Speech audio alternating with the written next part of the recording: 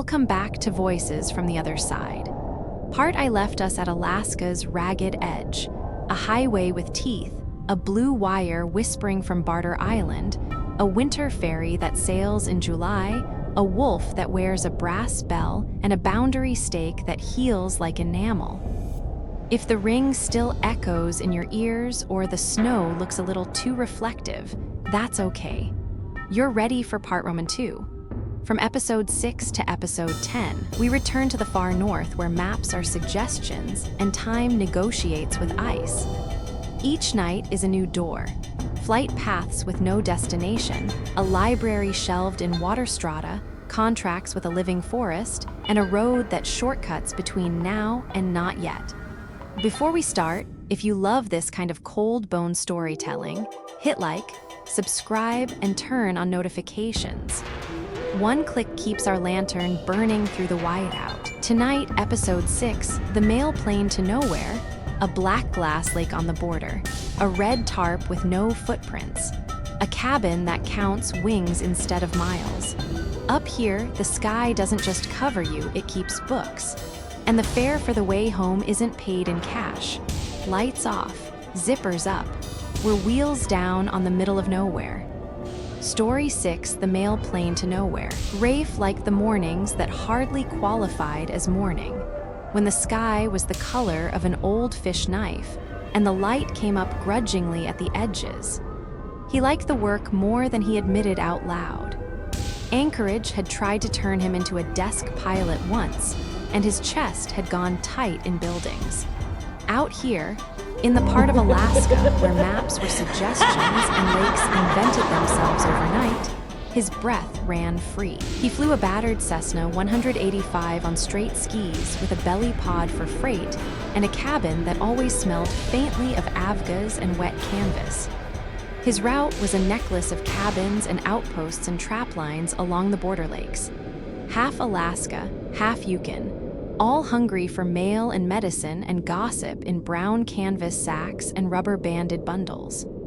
He had names for these lakes that weren't on any chart: thumbprint, crooked teacup, bread sauce. They changed every storm anyway. You couldn't hold a name still in a place that insisted on rearranging itself. Calm as a betrayed lover, he said to no one, feeling the absence of wind on his cheeks as he swung the prop through a quarter turn. The engine coughed and caught, and then settled into the old faithful beat that had held his heart together after his father died. 1-2, 1-2, you're alive, you're alive. He checked the primer, pulled a mittened thumb down the mag switches just to feel them give, and rolled out of the strip into a sky that behaved itself. It was the quiet that foxed him first. He'd flown mornings like this, the dead air, the frost smoke, the faint tick of metal warming to its own idea of comfort. But today the quiet seemed available, like it had set a place for him at a table he hadn't known existed. The horizon felt close even when the air was sharp and clean to 100 miles. He dialed the portable into 122.9 and announced himself anyway. Mail plane 288 Zulu 5 off talk, northbound for the beads, because talking to the empty air was one of the old charms that kept him from thinking too much. The chain of lakes came up easy, blue-white plates set in spruce.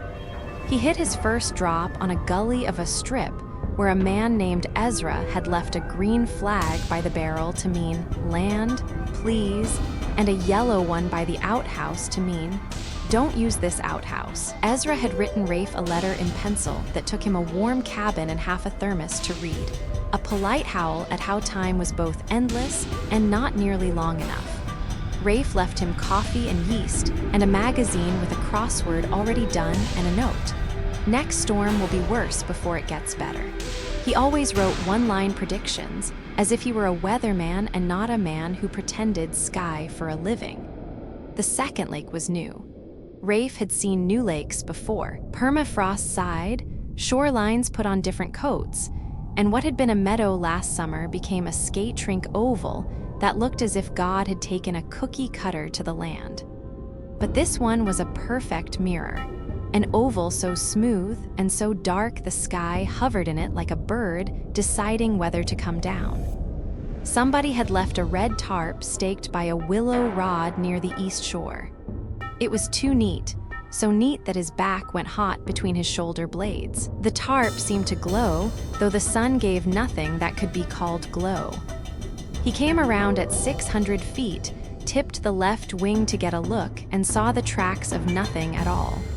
No snow machine, no boots, no fox. An honest sheen like polished stone showed through the brittle crust where a dozen lakes in a dozen winters had showed him scabs and ripples and long white fractures like old smiles. He clicked the mic. 288 Zulu 5, overhead a lake I don't have a name for, he said, and felt foolish and added, approach to land east to west. If anyone's out there, whistle on your fingers. That's my idea of a tower. The radio was what radios are, faithful and quiet. He went long and low, eyed the wind sock that did not exist, and put the skis down onto the fact of the mirror. The contact sound was wrong. It wasn't the soft shush of friendly snow or the knives-on porcelain of crust. It was like silk between teeth. The plane settled, obedient, but Rafe had the ridiculous sense that the surface took his weight the way a lady takes an offered hand at a dance, gently, gladly, intending to lead. He rolled out near the red tarp, feathered the throttle, and let the engine drop to idle so he could listen to whatever the silence wanted to do. His fillings ticked in his teeth like tiny cooling stoves. Beyond the prop disc, Spruce stood with the indifferent poise of men who have seen every stupid thing a boy can do. The breath in the cabin made a fog, and then the fog decided against being a fog and fell straight down in a tight column, like a load column in an engineer's notebook. It reminded him of the way a culvert sucks a river, precise but with appetite. He killed the mixture. The prop stopped at an angle that made him frown, two blades like a V knocked out of an old alphabet. Cold rushed in. The world, in response, did nothing, as if Rafe had been mistaken about being in it. He hopped down and immediately felt himself moving. The plane and his body slid together a slow foot across the surface without any scratch or squeal. The skis left no gouge. When he blinked, the horizon below him jumped and then corrected. He looked down and saw the sky. He looked up and saw not sky exactly, but a skin painted with sky, bulged by the weight of clouds. Okay, he said to the plane. Okay is a word. He walked to the tarp, boot soles feeling like he'd put them on the wrong feet. The package tucked under it wore brown paper and 3 inches of twine and a stitched seam as neat as a surgeon's. On the top, in black ink, a hand had written, not in block caps, but in the flowing old teacher's cursive they don't teach anymore, "To the house that counts wings." He laughed. He couldn't not. Someone was having a joke in the middle of all this very serious calm. "Sign here," he said to the red tarp and tucked the parcel under his arm. He tried the engine. He pulled the mixture, primed, set the throttle to where it always preferred, thumbed the starter, and listened to the cough arrange itself into a kind of refusal. 15 seconds and then the sound a child makes when a balloon goes limp. He tried the right mag. The left. He pulled the mixture and spent an absurd amount of time studying his own mittened hand as if it had become a foreign instrument and he had to memorize it to use it. He climbed out and sniffed around the engine as if smell could tell smarter stories than gauges. He couldn't smell anything but metal and a sweetness that made him think of sap and paper. Across the flat, someone turned pages. Rafe went very still. The cabin window reflected him, sky, spruce, the red tarp. No one walked the mirror. No one stood with a book. But the sound went on undeniable. Pages fanned and turned, sometimes slow as old people, sometimes fast like a kid looking for their favorite picture. It came from behind him. He turned. There was a cabin where there hadn't been a cabin. Not far, 100 feet, maybe less, placed in a small depression that hadn't been there either, a rectangle of rough plank with a roof that slouched into the sky like a hat. no smoke, no frost feather on the glassless square that pretended to be a window. A door hung open like a mouth that lost its argument with its hinges. Rafe stood with the parcel under his arm and the plane at his back, and he did what he'd always done with the impossible. He tried to make it useful. "Anybody home?" he called. He was a man who always knocked. He knocked, twice, knuckles on air, then once on wood, and stepped inside at the peculiar invitation of the cold. It smelled of old water and newer ink. The little room held a table and a chair, and the table held books, ledgers bound in a dozen materials that were all the same color of work. Battered cardboard, worn leather, cloth gone slick under decades of hands. Some lay open, some closed with twine. Each had a title on its first page written in the same precise hand that had addressed the parcel. Wings that crossed, wings that did not, wings that turned back. Rafe set the parcel on the table before he noticed there was someone in the room. She was small and stooped and the exact shape of a stump. Not fragile the way sticks are fragile, but dense the way knots are dense. Her coat was fur, but not the fur of any animal he could have named. It had the sheen of raven and the color of the inside of storm. She had a pencil tucked behind one ear and a pencil in her hand, and graphite on her palm in the glad smudges of people who still trust pencils. "You're late," she said, and her voice had the timberline in it, the tree line break where green gives up and rock admits it. "You took a lap." "Lap," she nodded toward the lake. "Everything that moves does laps, you just made yours too big." He looked like a boy at a principal because that's what the tone made of him. He straightened because pride is another instrument. "I have a plane that won't start without a good reason. I have a contract. I've got packages," she said, with a glance that took in the paper seam and all it suggested. "We will take that when you finished a page. You can't go without finishing a page." "What is this place?" Rafe asked. "The house that counts wings," she said, and a smile like the corner of her mouth. "We wrote that on the parcel to save you time. It always takes a while for the name to stick." He set the parcel down on the table. His hand trembled like he'd run 10 miles in a freight suit. He didn't remember deciding to sit, but he was in the chair like he'd been poured there. He set his hands flat. The ledgers opened to meet them. The open pages held columns ruled so straight his eye wanted to release tears it didn't owe anyone. Each entry was date, weather, species if known, count, direction, and remarks. The handwriting was consistent enough to be a machine and human enough to be a forgiveness. "We count what flies over," she said. "It is rent. You do not own your way in or out. The sky keeps books. We help the arithmetic." He laughed because it was either that or become an animal. "Birds, and the rest," she said. She tapped the remarks column with the butt of her pencil. Her nail clicked like a slow metronome. "Sometimes planes, sometimes moths when they remember they are not insects but lanterns. Once, an aurora fishbone that thought it could pretend to be a skein of geese." Rafe wanted to leave. Every muscle not engaged in any immediate task had already gone toward the door. But he also wanted to be a good guest. The old woman laid a sharpened pencil in front of him as one would lay a clean spoon and said, "The page is short. This is a good day. On bad days, the page spills. On worse ones, the sky refuses to be counted at all and we pay in other currencies." "What currencies?" She touched the inside of her own wrist. "Memory, names, your father's favorite cloud.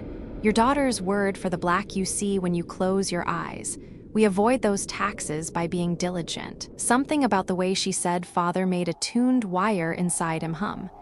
He had the absurd sense that if he scratched at his chest, he would find a coil of copper there humming back. He took the pencil. The page's heading read, "January, day with no wind, New Dark Lake, rent due." The line beneath waited like a mouth that expects bread. The first entry was easy.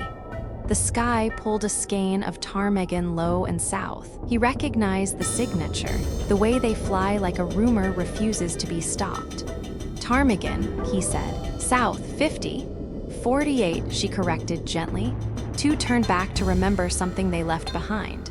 He wrote, White ptarmigan, S48, cold, no wind, low, two thought better of it.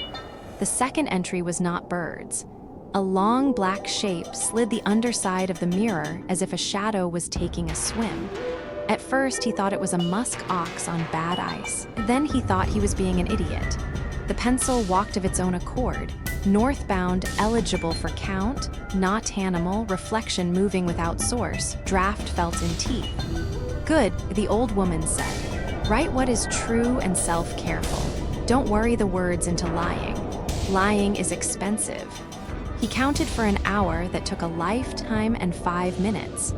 The world outside the window didn't change and changed constantly. Ravens, yes, a gull stupid enough to look like summer. A fringe of snow devils that the old woman made him count as 10 tally strokes, because they rose off spruce tips as if they were birds who had been trees for too long and were trying flight. He wrote a line that he wanted to cross out, and the old woman said, Leave it. The book is for truth, not dignity. At some point, he glanced up and saw two planes pass at a long slant above the mirror.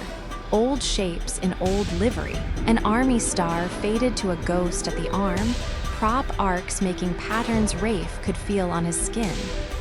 He knew enough to be quiet. He wrote, 2X Lend-Lease trainers, E to W, ghost weather. Sound not sound, both waved. The pencil shook in his fingers. His hands ached. His chest hurt in the good way, the way that tells you you're doing the thing the world asked you to do and you're out of practice. When he raised his head again, the plane had moved, a glide as slow and as sure as a man on a conveyor belt.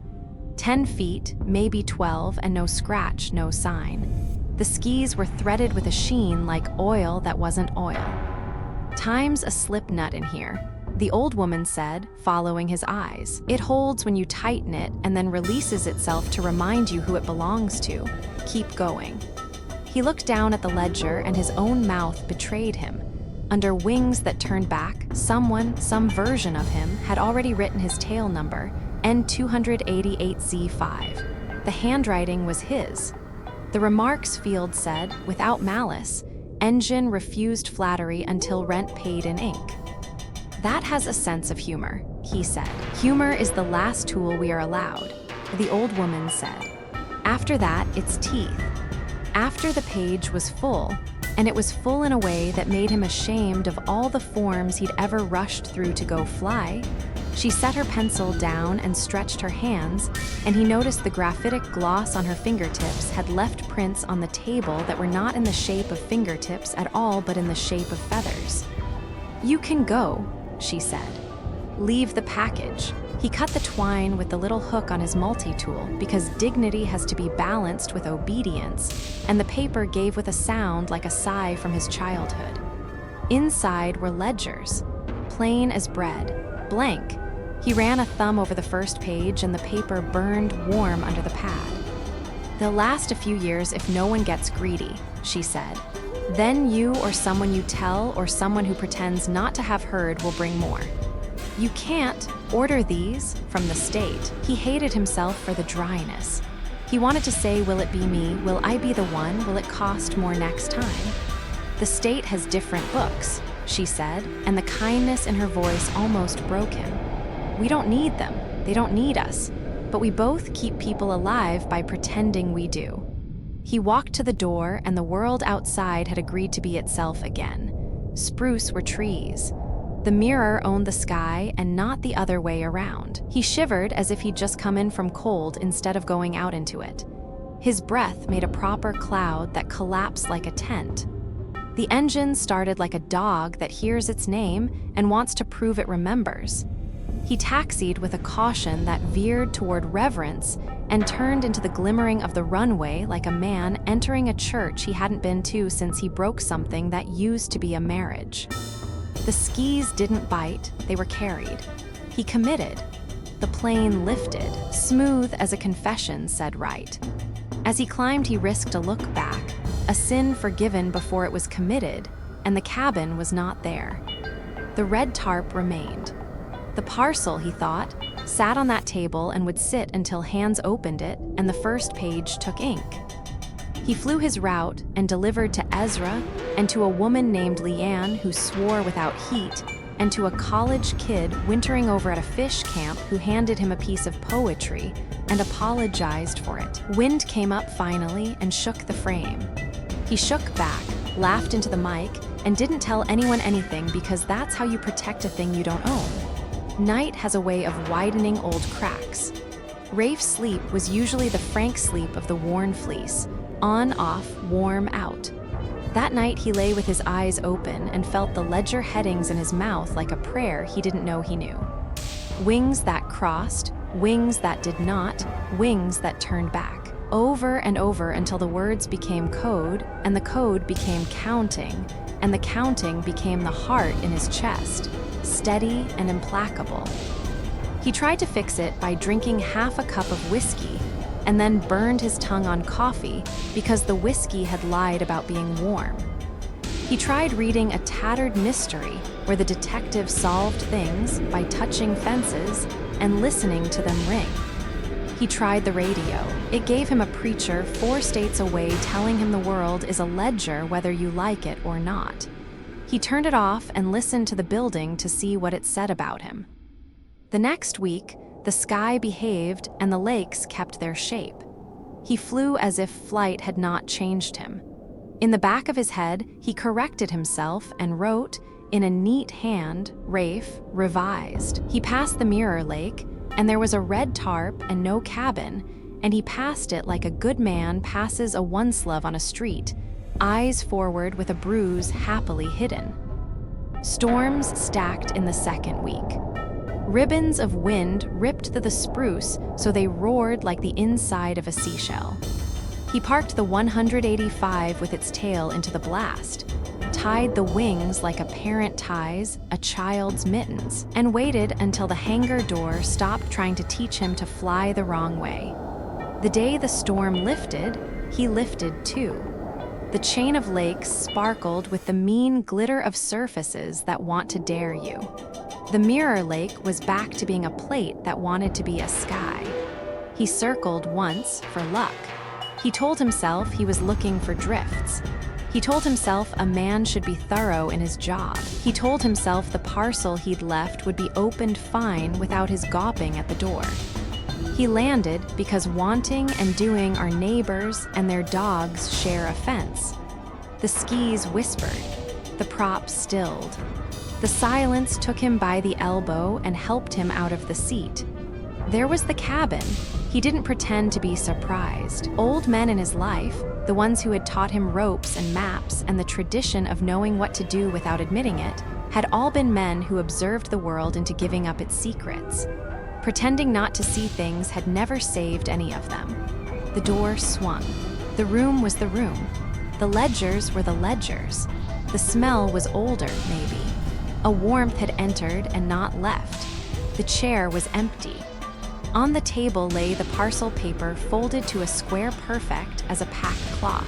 On top of it, a small red moth slept with its wings tented and its legs tucked in as if it had been instructed in proper napping. "Hello," he said. On the first open ledger in that clean, polite hand, a new heading had been written, rent forgiven once, rent renewed with interest. Beneath it, wings that crossed, wings that did not, wings that turned back, wings that were counted by a man who owes a little more than he wants to. He sat. The pencil was where a pencil should be. He waited for shame and got only a breath of sadness. He wrote the date, wrong the first time, as if the calendar had slipped, and corrected it and then started, because counting was the choice that made everything else honest. He saw ravens, the same ones from last time he wanted to believe, the way children want to believe dogs remember them.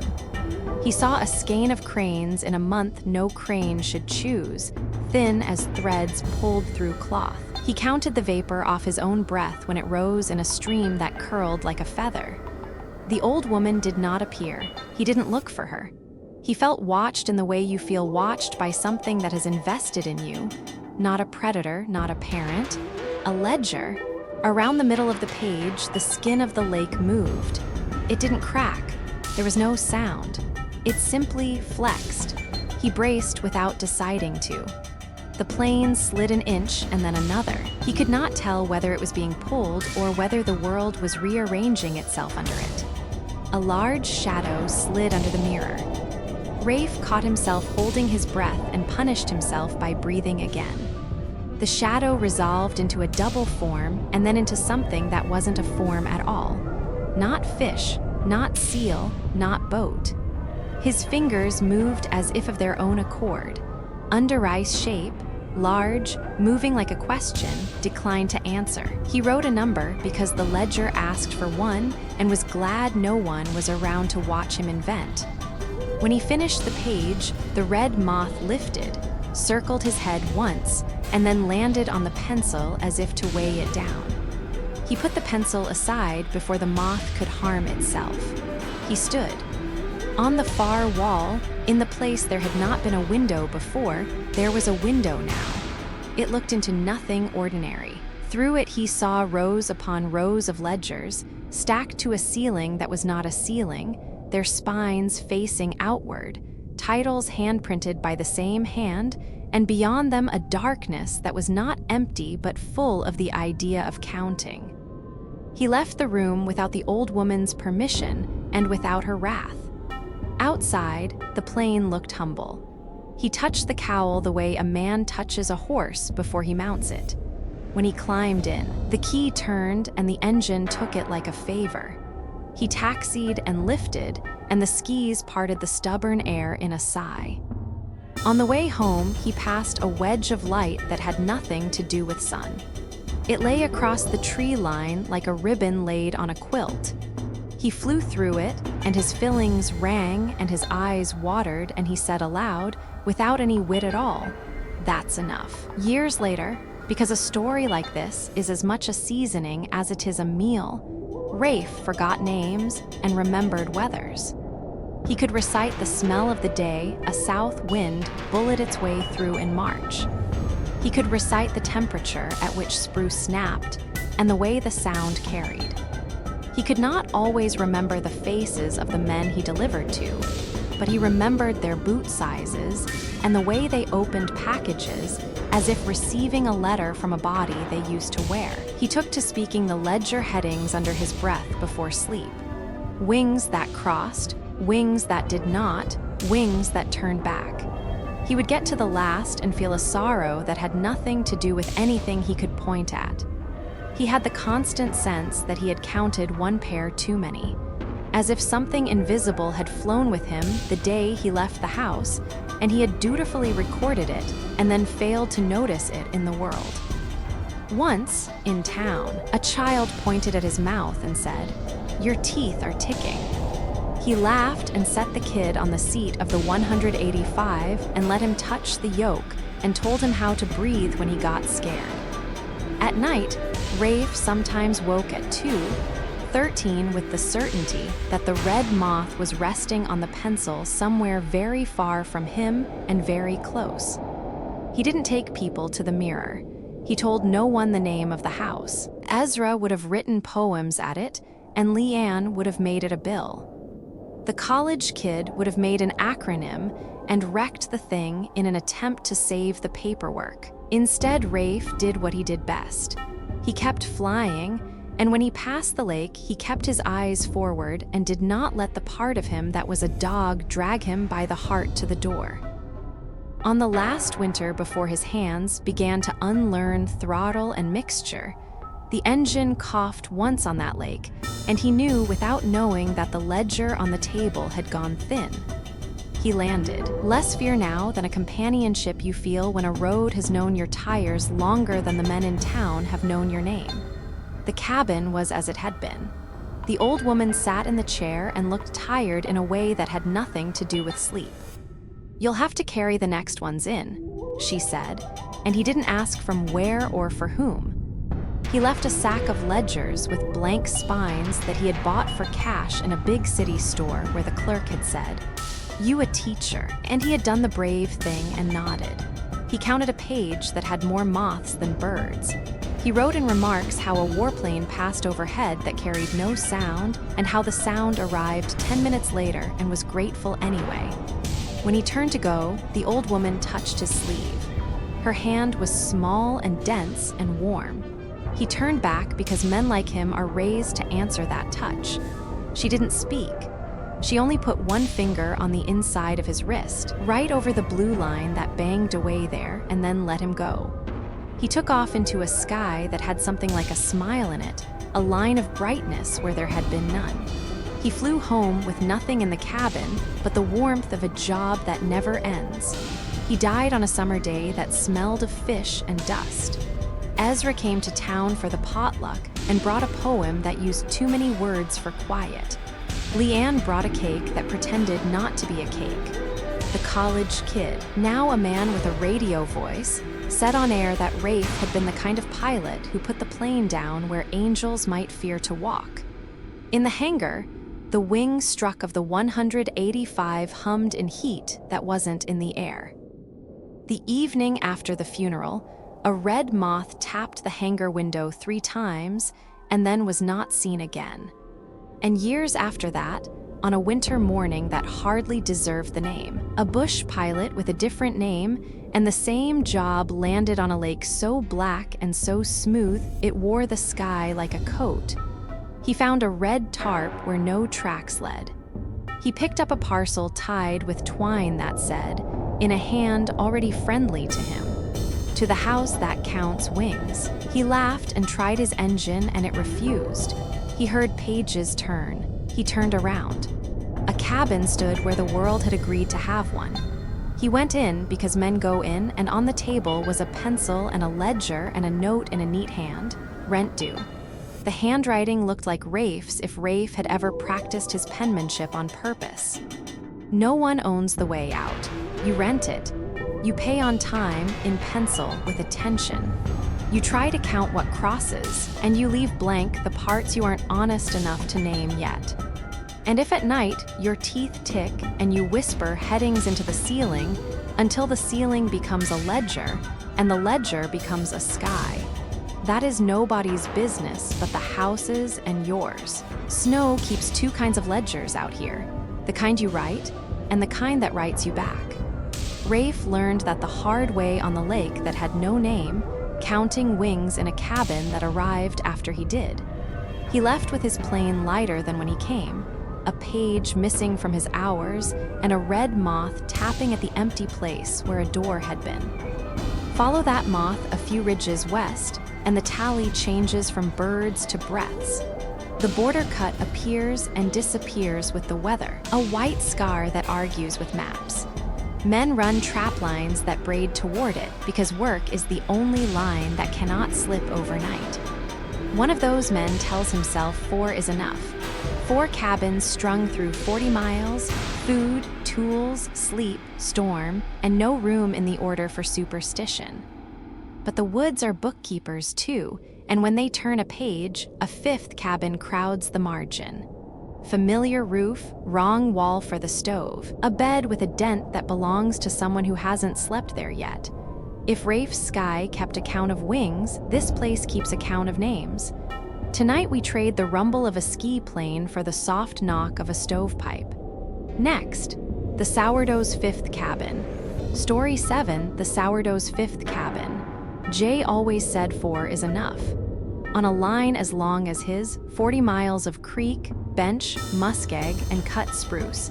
He'd built them like beads on a string, spaced so no day's pull in deep cold would break a man. One for food, one for tools, one for sleep, one for when the weather decided to teach humility. The first, his main, sat where the creek widened and pretended to be a pond. The second was a tool shed so tidy his old partners would have accused him of going soft. The third was a low, tight sleeper with moss tamped between logs to keep the wind from learning his name. The fourth, the storm shack, was a box with a door that never stuck, roof pitched steep enough to shed the sort of snow that lived for avalanches. 4 is enough, he'd say out loud when he locked one and snow-talked his way to the next. 4 corners make a house. 4 feet make a table. 4 poles make a cache that keeps the porcupines off your bacon. 4 is plenty.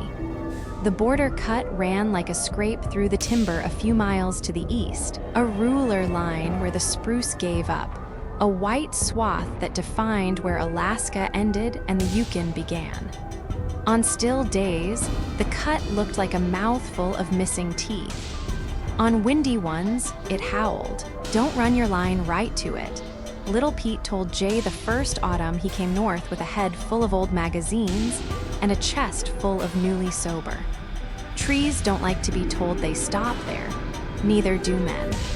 Jay heeded most of what Little Pete said and ignored the rest. He nodded respectfully and still set a loop where the creek elbowed toward the cut. The snare caught mostly rabbits, and once an ermine so white it looked like a mistake. He skinned the ermine and hung the pelt until it dried like paper.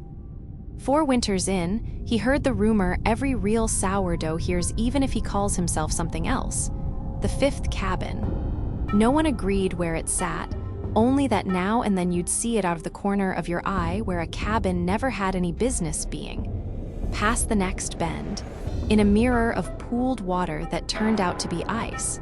Across the cut with its roofline bowed, smiling too much, tucked behind windfall as if it had pushed the trees over from inside. It was always someone else who'd seen it. A cousin, a partner's neighbor. The pilot who flew freight, except that pilot has been dead a decade, so who could ask him to confirm? It's just a way of saying the woods will make a fool of you, Jay told himself, because telling himself a lie that kept his hands steady was a trick he'd learned late and treasured. Then the cough came. It was a sharp, human cough on a blue cold afternoon when sound travels like it's tired of being sound and wants to be ice. Jay stood with his mitts off to retie a snowshoe and heard it through the spruce. One cough, then a pause while lungs decided what they were. Not sick, not hacking.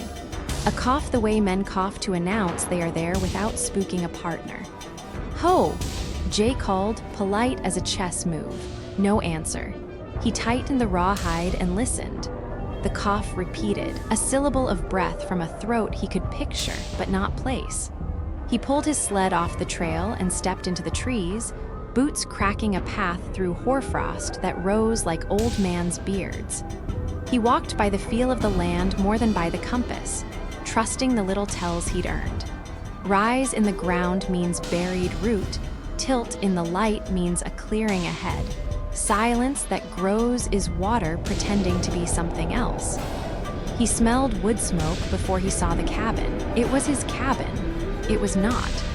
Logs the same diameter as his, cut with a saw that hesitated on the same syllable as his. The same axe marks on the door frame where he tested the blade and got cocky and bit wood. The window proportions right but wrong by a half-inch. The porch boards spaced like steps on his own ladder. He stood with one hand on the little fence of his ribs and watched his breath billow and fold back toward his face, downwind, then up, as if a draft he could not see was testing which way he would go. The roof line sagged at the eaves enough to smile. Not rot, no black, no punky give. The door had no snow against it and no drift, as if it were a habit of the place to keep paths clear. At the window, a cup sat on the sill. His cup would have had a chipped rim where he'd banged it against the stove one Christmas. He decided to drink something sweet and then decided against it. This cup had no chip. He could see his reflection in it, too tall, too upright for what he felt like. "This is stupid," he said aloud, because saying a thing is stupid sometimes keeps it from being dangerous. He went up the 3 porch steps and set his hand on the latch. The wood under his glove felt warmer than the air, which is one of the ways you know you're not asleep. Inside, everything was familiar and wrong by inches. His coat hung on a peg duck canvas, darkened at the cuffs by old oil. He slid it off the peg and felt fur under the lining.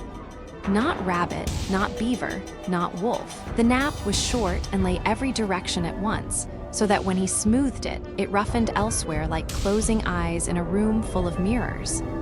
His mug sat on the table where his mug sits, the handle turned like a little ear.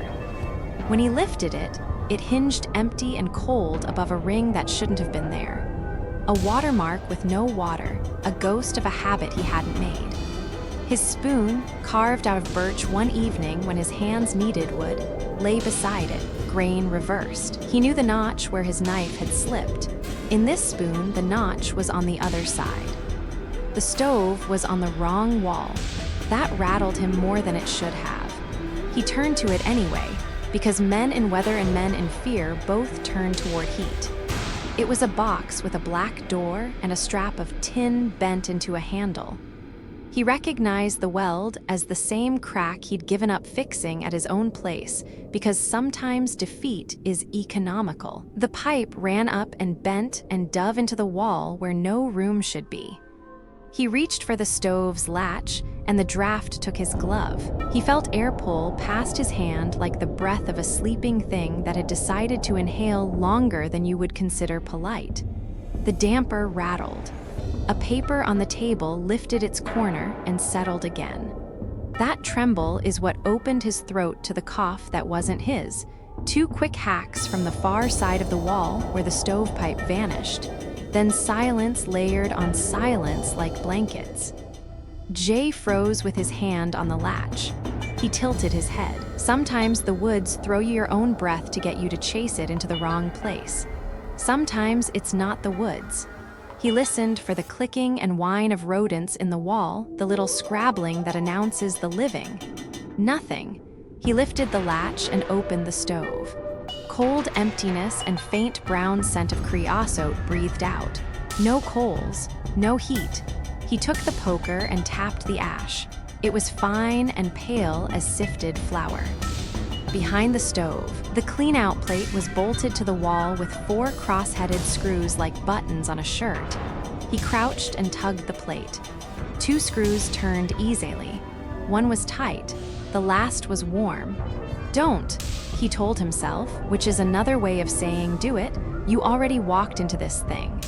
He dug his screwdriver out of the pocket where he never keeps it, and in this place had put it. The screw came free in his hand with a noise like old teeth finally letting go the bite. He eased the clean-out cover away from the wall. Ash poured, a thin gray sluice over his boots. From the hole where the pipe went, nearer to the corner that wasn't a room, came the sound of someone scooting their chair close to the table. "You're late," a voice said, conversational. Jay flinched and ash smoked up into his face.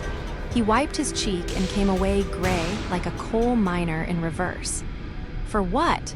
he asked, as if this wasn't his cabin with the stove on the wrong wall and as if he took appointments with ghosts. "For replacing me," the voice said. The metal of the pipe carried tone like it carried heat. It was a tenor with 20 winters of stove ash in it. "It's your turn." "I don't replace," Jay said, reflexive. The word did not feel like a lie exactly. It felt like he had left something out on purpose. He thought of partners who had bailed when the cold wanted to write them a letter. Of his ex, who tapped her ring against the glass when she wanted to tell him something that had nothing to do with the tricks he knew. Of little Pete. "I keep my own pace." On the far side of the wall, no space, no broom closet, no logic, someone struck a match. Jay didn't see the flame. He saw its color tattoo the edge of ash inside the clean-out like a memory of warmth. The cough came again, friendlier. "I used to have your name," the voice said. "Now I have smoke. You'll like it at first. It finds the places your lungs don't use and calls them home." "Who are you?" Jay asked. The voice was proper. "Jay." He tried to smile. "Cute. It's better when you pretend it's not," the voice said. "Listen, the bed. Sleep on the side that doesn't move." Jay straightened from the clean-out and turned too fast so ash swirled like mosquitoes in July. The single bed against the wall where beds go had a dent on the right, shaped like a man who had learned to go to sleep as a form of surrender and not as a sport. The left side was a flat invitation. He set his palm on it. The wool blanket was warm, not stove warm. Warm the way a cheek is when someone has just been crying and pretends he wasn't. "Take the dent," Jay said, to see if the voice would correct him. "The dent is habit," the voice said. Habit is a kind of weather. You can sleep under it or you can get wet. I'm not staying, Jay said, and if the stove had been hot, his words would have sizzled. Of course not, said the voice. Everybody leaves the first time. It's only the second time that counts. He stood in that not his cabin and traced his thumb along the seam of the wrong spoon and grinned a little at the wrong stove and looked in the wrong window at the right trail outside where spruce on the far ridge stood in a pattern he had never noticed. Tree, gap, tree, wide gap. As if the forest were spelling something for a man who refused to learn to read when the letters didn't care to be letters. There was a tug in his stomach like hunger with no taste. He found the latch and let himself out. He told himself as he snowshoed back to his own place 3 miles and 1 creek bend away that the thing you don't feed dries out and goes to ground. Don't feed it stories. Don't feed it fear. Don't feed it time. He counted his steps and counted his breaths and counted the crows that mocked him from a snag by the cut, and when he counted them they flew and he had to start over.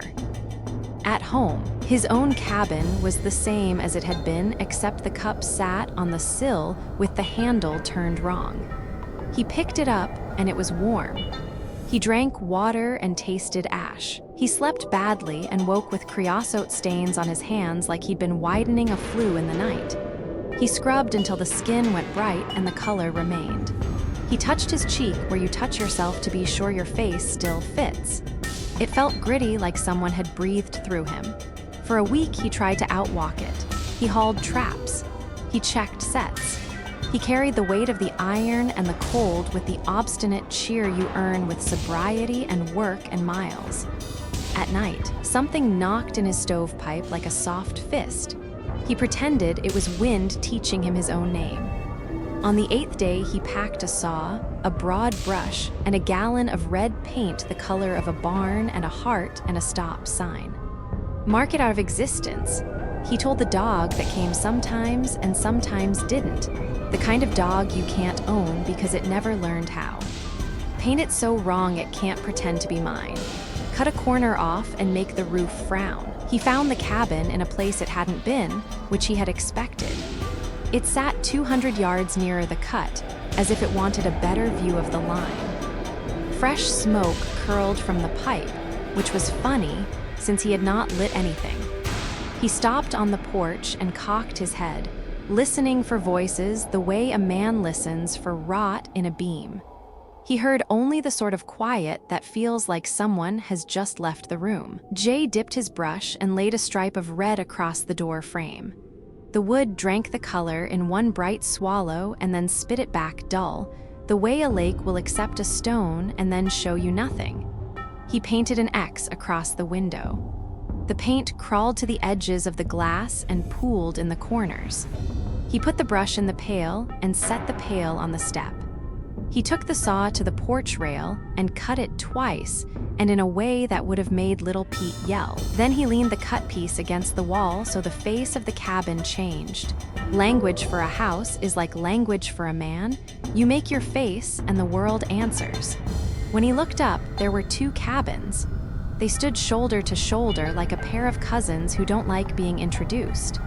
Both had his paint X across their windows. Both had his red on their door frames. Both had smoke rising in polite, equal curls. In one window, he saw a man moving like he moved, shoulders too high, a little forward lean like he was always ready to lift one more thing. In the other window, he saw another man already in the act of turning his head to match Jay's turn. The second man was a heartbeat late. "This is stupid," Jay said again, because sometimes ritual is the only tool you can afford. He chose the left-hand one and went in. Inside, he could not swear it was the same room. The cup was on the wrong sill now. The bed dent had moved from right to left. The stove rattled its door as if someone were opening it softly on the far side where no room should be. He went straight to the clean-out because he is not a man who pretends inevitability is a surprise, and because he knows sometimes the shortest walk to terror is the only way out the other side. He loosened the screws. Ash exhaled. "You're late," the voice said, relieved. "Late for what?" "Taking my smoke so I can stop coughing," the voice said cheerfully. "You're kinder than the last one," he painted. "I did paint," Jay said. "I know," the voice said. "It smells like a barn in here." "I saw 2 cabins." "Sometimes there are 3, the voice said, as if that were weather. "When a man keeps 2 names." "Which one am I?" Jay asked. "You're the one that wants to fix this with tools," the voice said gently. "Go look at the bed." He did.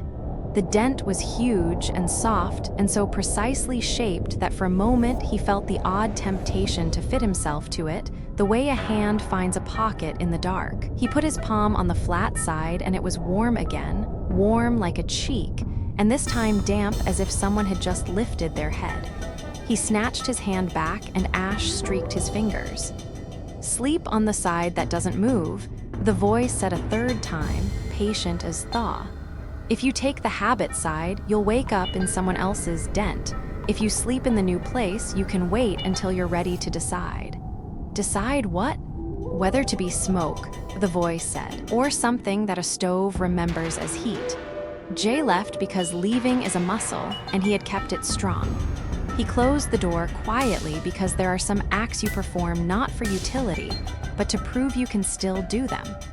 The 2 cabins sat with their smoke knitting together like braids.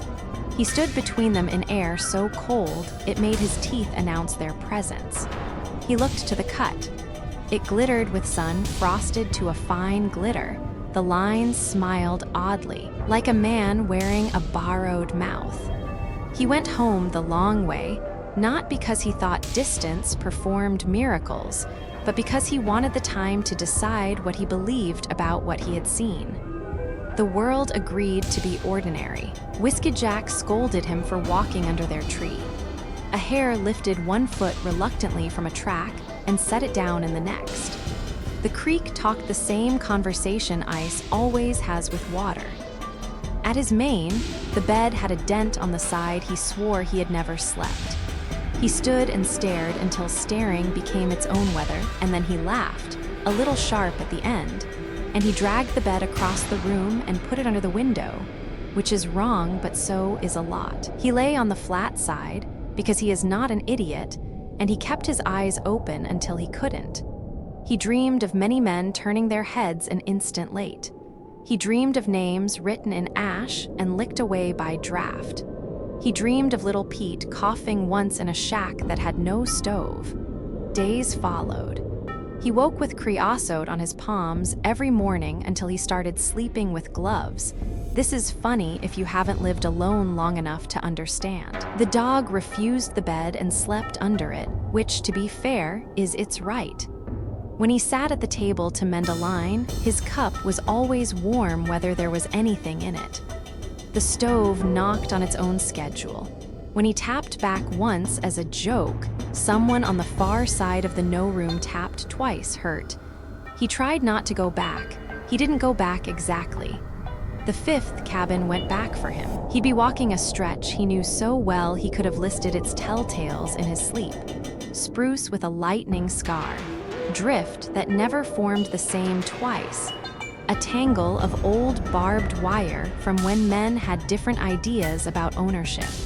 And there it would be, shouldered up against a different part of his trail, as if it had always stood there. Once it sat with its porch over the creek like a houseboat. Another time it leaned against the base of 3 wind-thrown trees and made their roots into a skirt. Each time, the stove was on the wrong wall and the cup, like a trick ear, listened from a different sill, and the bed dent walked, sometimes left, sometimes right. Once there were 3 cabins, and he couldn't tell if one had more smoke or if it was the same amount of smoke with more opinions.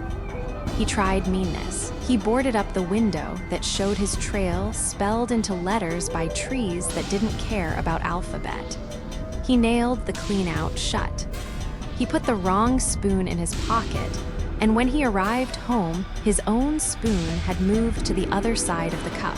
He unscrewed the pipe and stuffed it with green boughs that smoked so sweetly he thought of Christmas funerals. The cough on the far side turned dry and then wet and then sighed, and then, for a day, was silent. He slept the whole night and woke without creosote on his hands and thought, like a fool, that he had won. The next night the stove breathed out through the knots in the logs. Smoke came politely out of the grain of the wall, condensed on his window in patterns that looked like writing, ran down, and dried into a tide mark that wouldn't wipe. He touched it. His finger came away gray. He wrote his name with that finger on the table. The letters faded like breath on a mirror. He couldn't tell if the fading made him sad or hopeful. "Why do you want me?" He asked the stove on a morning when the sun did that thing where it stands like it forgot what hours are for. "I did my miles. I keep my edges tidy. I'm not hanging it up for smoke." "Because you know how to breathe and you know how not to," the voice said through the clean-out, patient as ever. "Because you can sleep on the side that doesn't move and mean it, because it's your turn and turns are a kind of weather no man outruns." "Who were you?" Jay asked. "Everybody," the voice said with a smile he could hear. "Nobody you can save. Help me finish. Then do what you do." So Jay did a stupid thing that felt like respect. He stacked his wood just so. He scraped the pipe proper. He split kindling he didn't need. He sat in the 5th cabin and counted breaths the way the therapist in Fairbanks had taught him when he forgot how to do it after the year he forgot almost everything else. He lay on the bed and put his head on the flat side, and because choosing is better than being chosen, he fell asleep on purpose. He woke at home. His cheeks were gritty with ash. The dog had climbed onto the bed and lay with one paw on Jay's throat, not heavy, not light, watching him with the resigned look of animals who love you enough to patrol the dream you're having. The stove was cold. He made coffee and tasted creosote and laughed and spat it out and laughed at that too. He walked out to the yard and saw 2 thin columns of smoke lifting from 2 spruces down by the creek, both so faint a man who didn't want to know would have called them fog. The columns leaned toward each other the way men lean when they can't hear. He raised a hand to no one and felt foolish and kept it up anyway. That afternoon, he hauled the bed to the other side of the room again. That night, in a dream or not, he saw the 5th cabin sitting right up against the cut, its porch planks nearly touching the white line. There were 4 other cabins farther back in the timber like beads on a string: food, tools, sleep, storm. On the 5th, the roofline smiled like a man forgiven and guilty anyway. In its window, his cup's handle turned like an ear, listening. He woke before dawn and lay on the side that did not move. The stove did not knock. Outside, you could hear a line drawing a very straight breath. He listened to it. He did not look away.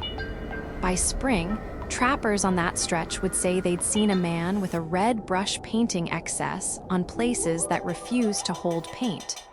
Others would say the 5th cabin had doubled, then doubled again, and that in the twin windows men moved like the same man a heartbeat late. Jay did not correct any of them because explaining things is one way to pay a toll, and he was saving what he had left for walking. He kept the dent he made, on whichever side it decided to be, and when he laid his head down at night, he did not pray as much as practice. The old trick little Pete had laughed at him for, but practiced privately himself. 3 in, 3 out, breathing like a stove at the end of a good day, or a man holding steady until the cold. And the miles and the 5th cabin, all of them habits, all a kind of weather, made sense on their own time. On the first hot day of May, when the creek ran loud and the cut sang a thinner song because Green had started to swallow the line, Jay walked by the place where he'd first heard the cough. He did not turn his head. He did not slow his feet. When a clean breath slid past his ear like a hand, he did not pretend not to hear. "You're late," the air said once, companionable as coffee. He grinned without baring his teeth. "I know," he said, and kept walking, because 4 is enough until it isn't, because a bed knows whether you're lying, because some stoves remember you better than you deserve, and because he had a line to run that would not run itself. Snow softens edges, but it doesn't erase arithmetic. When Jay finally backed out of the fifth cabin, hands creosote black, pulse out of step with itself, he noticed every light on his trap line blinking in twos, on, pause, on. The lantern in his real cabin did it. So did the aurora, a thin green seam that seemed to count across the ridge. Out on the cut, white survey stakes leaned like teeth mid-shoe, and even the stove's draft breathed in a pattern he could tap on the table. 2, rest 2. Jay wrote the rhythm in his log without meaning to. The numbers looked wrong in his hand, like they'd come from someone a heartbeat out of sync. That's the thing about Alaska's borderlands. Tally long enough and the world tallies back.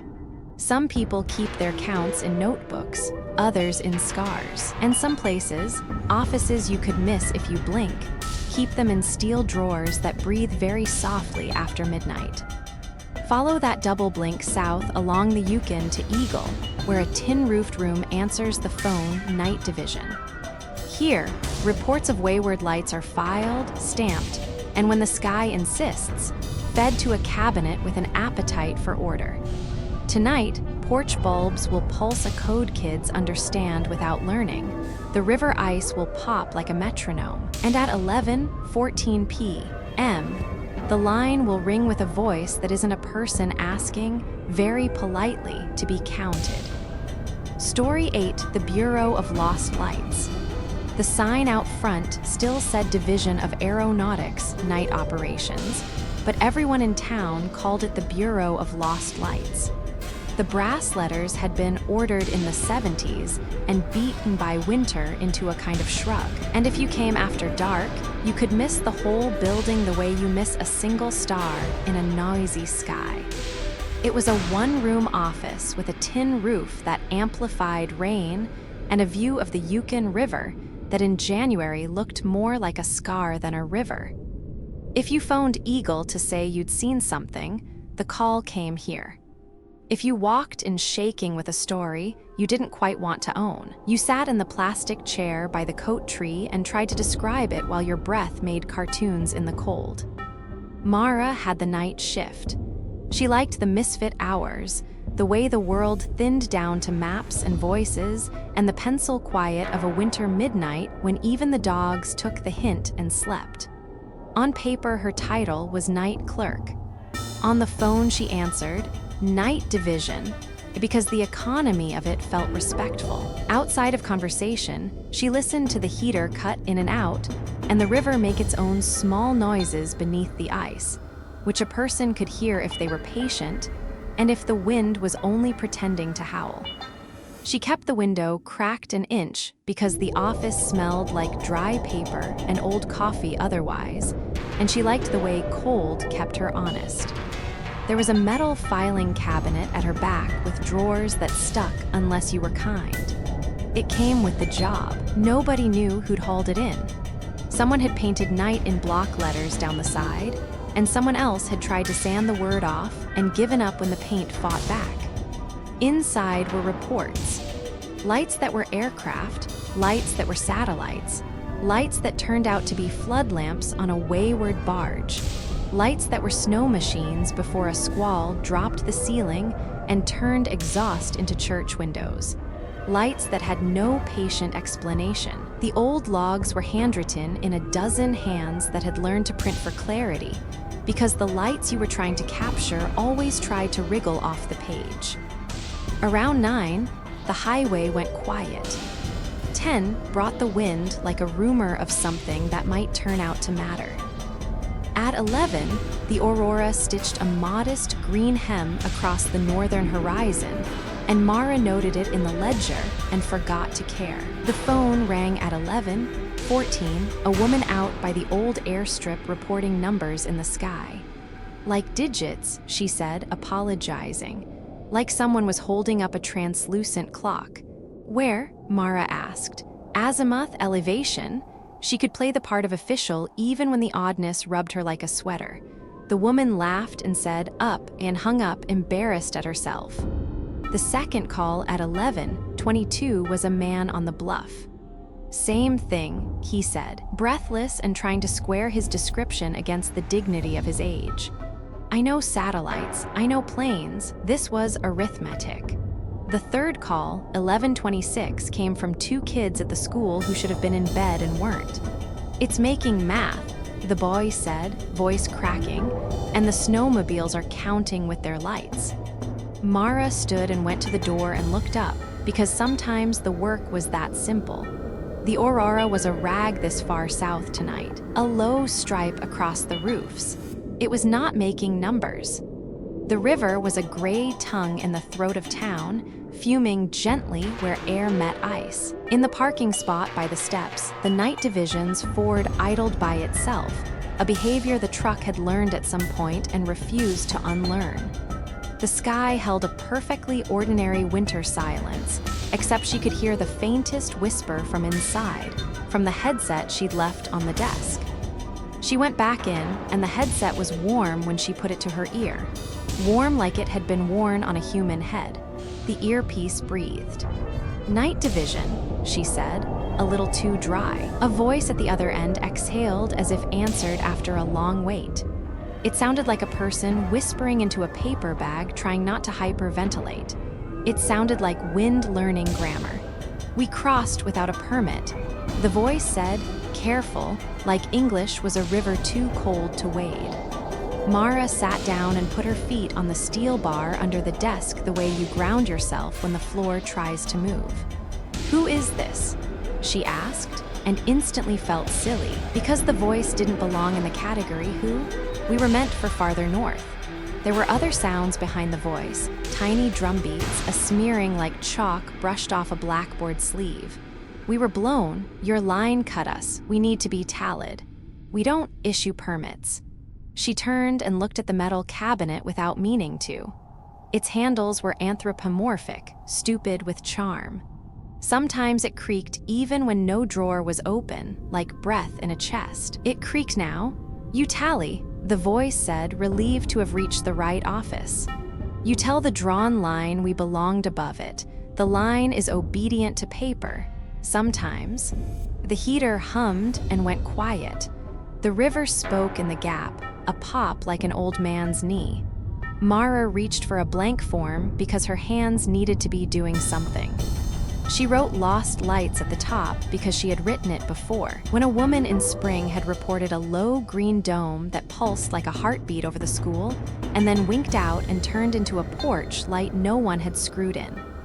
She wrote "self-reported" after it, because she was having one of those nights she was going to have to either report or deny later, and calling it a joke would be cowardice. The pen moved pleasantly. The air temperature stepped down. Frost feathered the corners of the desk in the time it takes to say permit twice. "Okay," she said, trying for businesslike and landing somewhere a shade to the left. "Give me coordinates, time of observation, duration." The voice gave numbers like a child reciting their address for the first time in front of a teacher. The digits were right, with pauses where they ought to be, but they came with a rhythm that bent them towards some other purpose, a waltz perhaps, or breathing. She wrote them down. The paper warmed under the pen, hotter than her hand. She looked and saw that the letters had a faint halo, as if they were riding themselves through a window and the window glass was fog. "Name?" she asked, and heard herself fall into the shape of the field because that shape had kept her upright all these months since her sister's truck went through the white and did not come out. You ask for name because names make a thing less shadow, and sometimes that's all the protection a human gets. There was a pause that felt oddly formal, as if the voice had taken off a hat. "We go by what we light up," it said. "Tonight, spruce tops, widow glass, brown ice. Write any of that, we'll answer." Her pen hesitated over the word widow. The W stuttered into a second. She wrote spruce/glass/ICE in block capitals and underlined them hard enough to bruise the paper. "Anything else?" she asked, and the voice said, "We would like the line put back where it was. It keeps moving. It hurts to shear." "I don't move borders," she said, and laughed because living here made that funny and not that line. The voice sounded tired suddenly, as if it had to hold itself together to keep grammar. The other one, the bright oval you cannot see from the ground, we were born north of it. We were born without a south. We woke inside your south tonight. The books don't like that. Please stamp us wrong so we can go home. She looked at the cabinet like a person glances toward a church they do not attend. We're analog, she said. No stamps. You have a way. The voice was sure now, as if it had remembered something about her, or about offices like this one. Your kind always keeps a way that works when the power leaves. She looked at the metal drawers. In the top one, under Meteor/Unknown, behind the new reports, you could feel other paper. Onion skin so thin it would tear if you breathed angry. Pages stamped with crisp circles made with a tool that hadn't been used in 30 years. The old clerks kept a seal press under the desk, the kind you pushed like a nutcracker. It was heavy, and letters had worn the paint off where fingers had learned its weight. Okay, she said, surprising herself. Hold, please. She set the headset down gently and got the press. It was cold and sticky, as if the metal had sweated. She cut a circle out of blank paper for the seal. This was not official procedure. Nothing about tonight was, and pressed the embossing hard. Night Division received. She stamped the sheet of coordinates and wrote the time and her own initials, and the notary part of her. The muscle memory of her too brief life as a daytime clerk in a courthouse felt relief at doing a thing correctly. When she put the headset back to her ear, the voice had gone very soft, the way water talks when it finds an old tunnel. Thank you, it said. We'll try to return through the stamp. That's not, she began, and then the line sighed, and the sigh went through her like cold. The phone did not ring again for 40 minutes. The wind behaved. The Aurora lay down like a tired dog and decided not to make a scene. Mara filed the paper under Meteor/Unknown because they needed company and because having an unloved category is pet cruelty. The metal drawer slid in without sticking. The heater hummed and then kept humming. She poured coffee that tasted like pennies and called it dinner, then took her cup to the door and looked up. Where the line of green had been, there was a thinner arch like the faintest of scars, and for half a breath, she saw digits like dreams pressed deep into a mattress. 9,603, before the sky decided it had better things to be and smoothed itself. When you sit with strange long enough, your mind tries to push it into the bin labeled coincidence. She had every intention of letting it fall that way until 1:03 a.m., when the front door opened without the bell ringing and the cold entered like a polite inspector with a clipboard. A man stepped in without brushing his boots. He was the age of a photo you keep in a wallet because you wish you were still that person, a little old for youth, a little young for the gravity he wore. He had a parka from a decade that hadn't learned modern colors. His eyelashes were crusted with frost and did not melt. Night Division, he said, as if affirming his destination, not greeting her. I'm here to audit. Mara looked for a badge out of habit and hated herself for caring. He produced a card holder with nothing inside it at all. It caught the room's light and folded it like tin. Logistics, he said, and when she didn't register, he added interior, as if trying out agency names until the right one would make her nod. She did not nod. He smiled with the regret of a man who had known how to be liked once and lost interest. We received a self-report, she said, schooling her voice back into professional. I stamped it. The light seemed to have returned to the appropriate. You stamped it, he said, pleased. I knew you would. He went to the filing cabinet without being invited and opened the drawer as if it had never stuck. The metal shivered in a way you feel more than hear. He thumbed the reports and pulled out the page she had just filed. He held it to the window, and the moonlight bled into the embossing, and the stamp rose a little, like bread. I need to see the cabinet's mouth, he said. The what? He tapped the bottommost drawer. where the night goes when you think you're putting away paper. Mara's mouth went dry in that convenient way that lets you run later because no saliva means no decision. She pulled the bottom drawer anyway. It yawned, literal, deeper than it should. You shouldn't have been able to see past the hanging folders, but there was a space beyond, a cavity with walls that breathed very slowly. It was a trick of light, and it was not. The air from inside was cold and damp with a smell like rain intercepted by tin. Good, the auditor said. It's unstarved. We'll be transferring you to digital soon, of course. No mouth, but for now, he put the stamped paper in the drawer and the drawer took it like a throat. This will keep your line obedient for a while. My line, she said, and failed to keep from scoffing. Not the border you walk dogs along, he said. The other one, the one that keeps your children from hearing voices in the headlights. I don't have children, she said, and the words had a metallic taste as they left because her body farmed resentment and harvested it back. Not yet, he said absently. Keep stamping. He left the way weather leaves, nothing to push off of, nothing to blame. The door clicked gently. The bell on the lintel never rang. At 2:13 a.m., Mara's headset breathed again. We made it, the whisper said, brittle around the relief. Thank you. We brought some of yours back, too. What do you mean, ours? She should not have asked. The question invited inventory. Lights that were counted wrong, the voice said. They've been wandering your south. We turned them north. We used your stamp to persuade. Persuade what? The numbers, the voice said simply. They don't mean what you think alone. They mean themselves and us and the other line and the years you don't get. We told them your seal was heavy. She pressed her thumb into the place the seal press had bitten her palm and found a bruise she hadn't noticed forming. Who are you? She said again. Because humans need names like fire needs oxygen, neither wants to admit its reliance. We are what people see when their deaths are delayed or moved, the voice said without pity. We are the photographic error that chooses to live. We don't belong below the bright oval. It hurts us to be here. Please keep naming us so your cabinet will eat us and spit us back where we originated. Spit, she said. Or exhale, it amended, as if translating its own translation. The calls changed after that. The old men who knew better called anyway, their sentences bending toward shame only at the very end.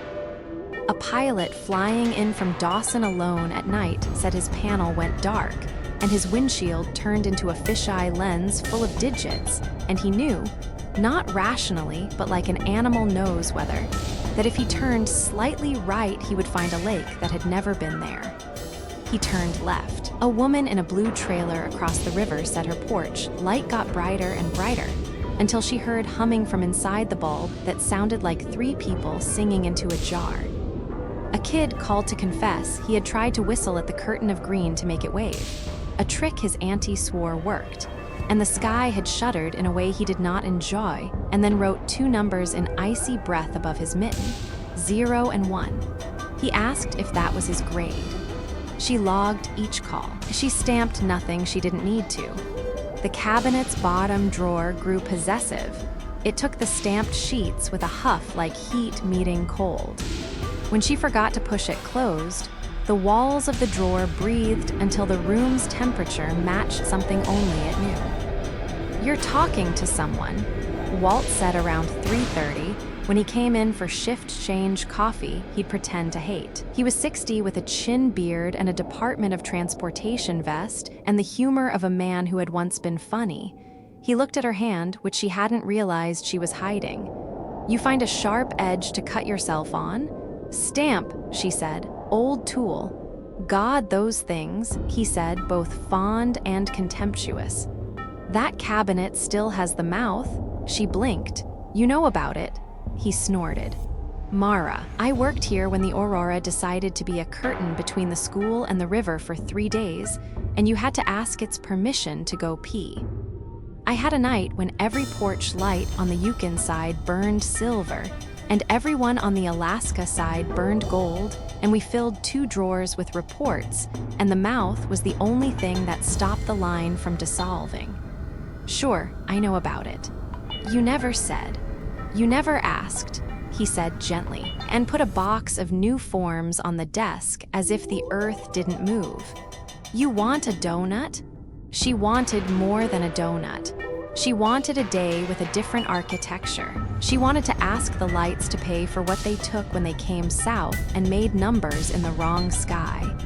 And then she wanted to forgive them, because it was human to wander into the wrong country and ask a stranger to tell the border your intentions were innocent.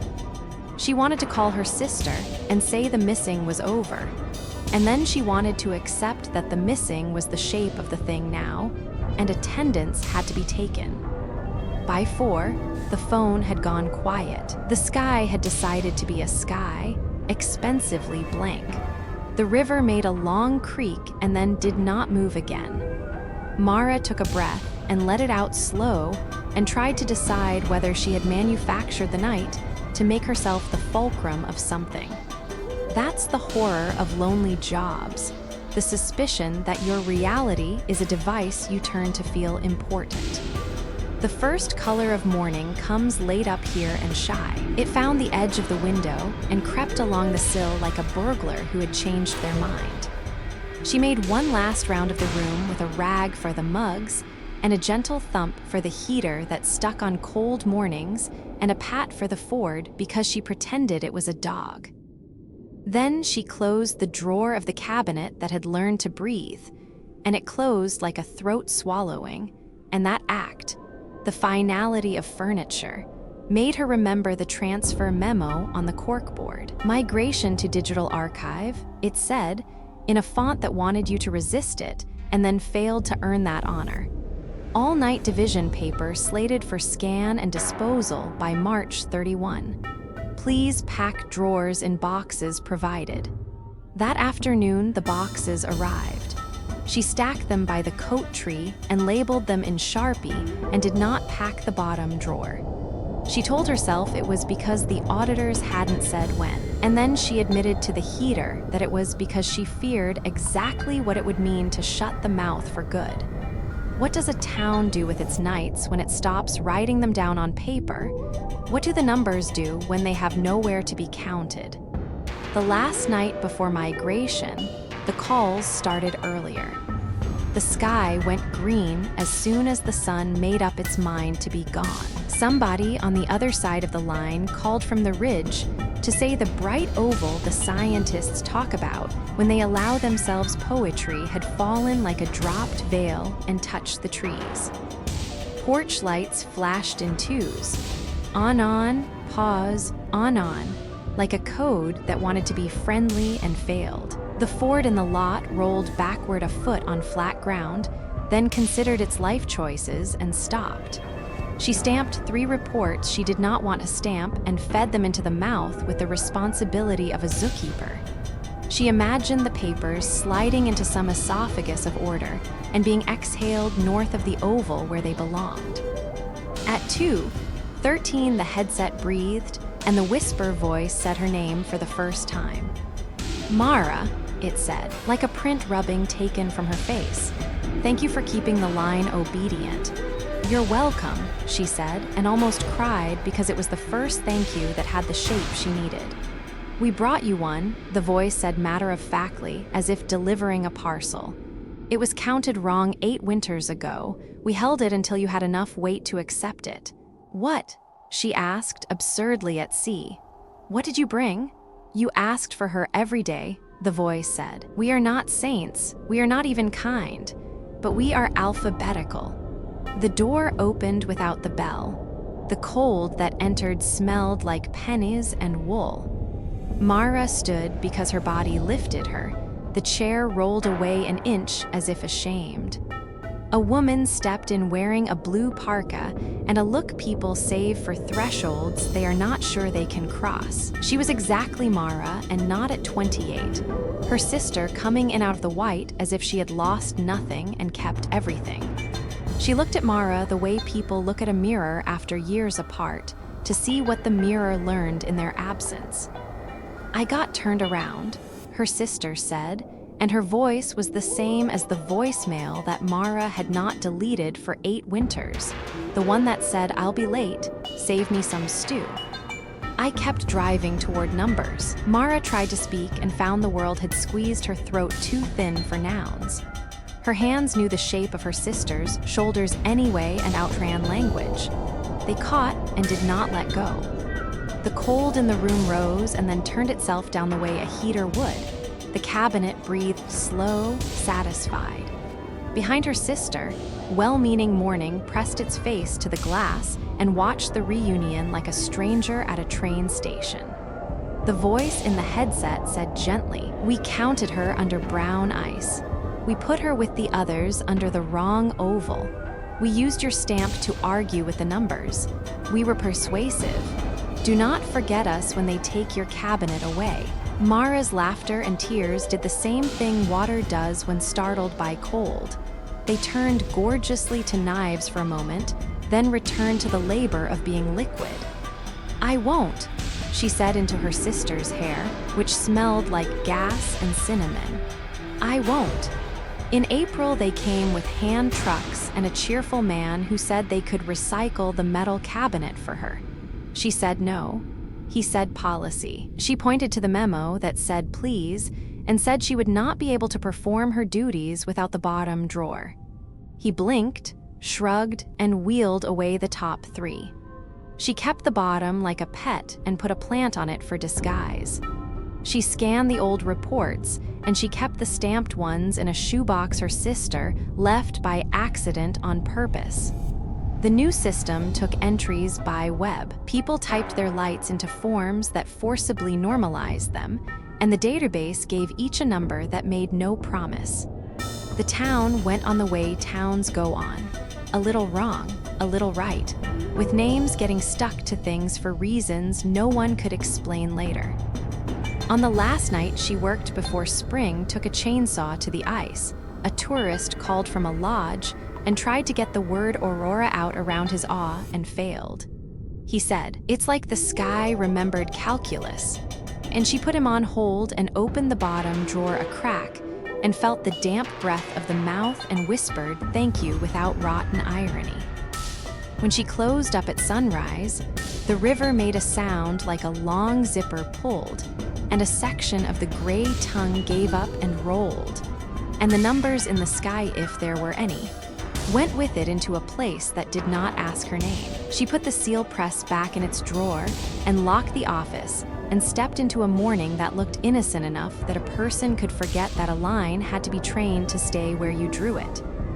On her kitchen table, under a bowl of apples her sister brought from Fairbanks, because apples from Fairbanks tasted like a joke that landed, there was a folded sheet of paper she did not remember writing. Her initials curved at the bottom like a hooked fish. ML. The header read Lost Lights, self-reported. The description under name said, neatly, without drama, spruce tops, widow glass, brown ice. And under remarks in her hand was a sentence that was both true and a threat and a prayer. The cabinet will stay hungry whether we feed it or not. She looked out the window, and the sky was empty of numbers in the pleasing way a solved equation is empty of mystery. The cabinet in the office exhaled once, faint as the last word at the end of a telephone call you keep replaying because you need to hear someone say it again. And somewhere north of the bright oval that doesn't show on maps, a ledger was stamped wrong on purpose and became right. By the time Mara locked the night division door in Eagle, the old metal cabinet was heavier by a handful of self-reported stars. Her final entry bled through the paper the way frost bleeds through glass, anomalous curtain subdividing, digits dissolving into pulses. She faxed the coordinates to the coastal relay, and the relay sent them farther west, where maps end in stippled blue and notes say only seasonal. Out past the tree line, the Aurora's numbers stopped behaving like math and began behaving like weather. Pilots said their cockpit clocks hiccuped on the same second. Rangers said the sky clicked even when the wind died. A thermal satellite caught a shiver of warmth running under the pack, one bright vein, then 3 brighter beats, then a pause, like a code tapping through the planet's jaw. Fishermen on Little Diomed told the V8 chef. The lights fell through, and no one laughed. A boy pressed his ear to shore-fast ice and heard what he swore was a bell, muted and polite. On the Russian side, a night watchman logged unidentified under-ice lanterns and crossed the page out so it wouldn't be real. The lost lights didn't vanish. They changed mediums. What Mara tallied as digits began arriving as knocks. 3, pause, 3, and where numbers sink, smugglers listen. Tonight, with the strait pretending to be land and the sky holding its breath, a sled engine will cut, a man will kneel, and something patient will tap back from beneath the ice. Story 9, The Smuggler Under the Ice. The strait does not like to be named. From Little Diomed, you can stand on Black Rock and see the neighbor island, so close a patient swimmer might believe in it, a country you're not supposed to touch. In December, the water pretends to be land with a dedication that fools men who know better. Pressure ridges throw spines like a dragon under a blanket, leads open with no sound and close with the kind of thunder you feel in your teeth. Ilya learned the lanes when he was 19 and hungry. You can live on seal and barter and pride, but money buys diesel and diesel buys time. Elders say there are safe lines that braid between ridges if you read the wind and talk to it correctly. He learned the lines with his palms, pressed to the cowling of a sled older than he was, listening to the engine's tiny sing-song. He mapped the ice in a pocket notebook like a gambler recording tells. Later, he stopped writing anything down. It was better for nothing to exist that might be read. He ferried whatever money could name.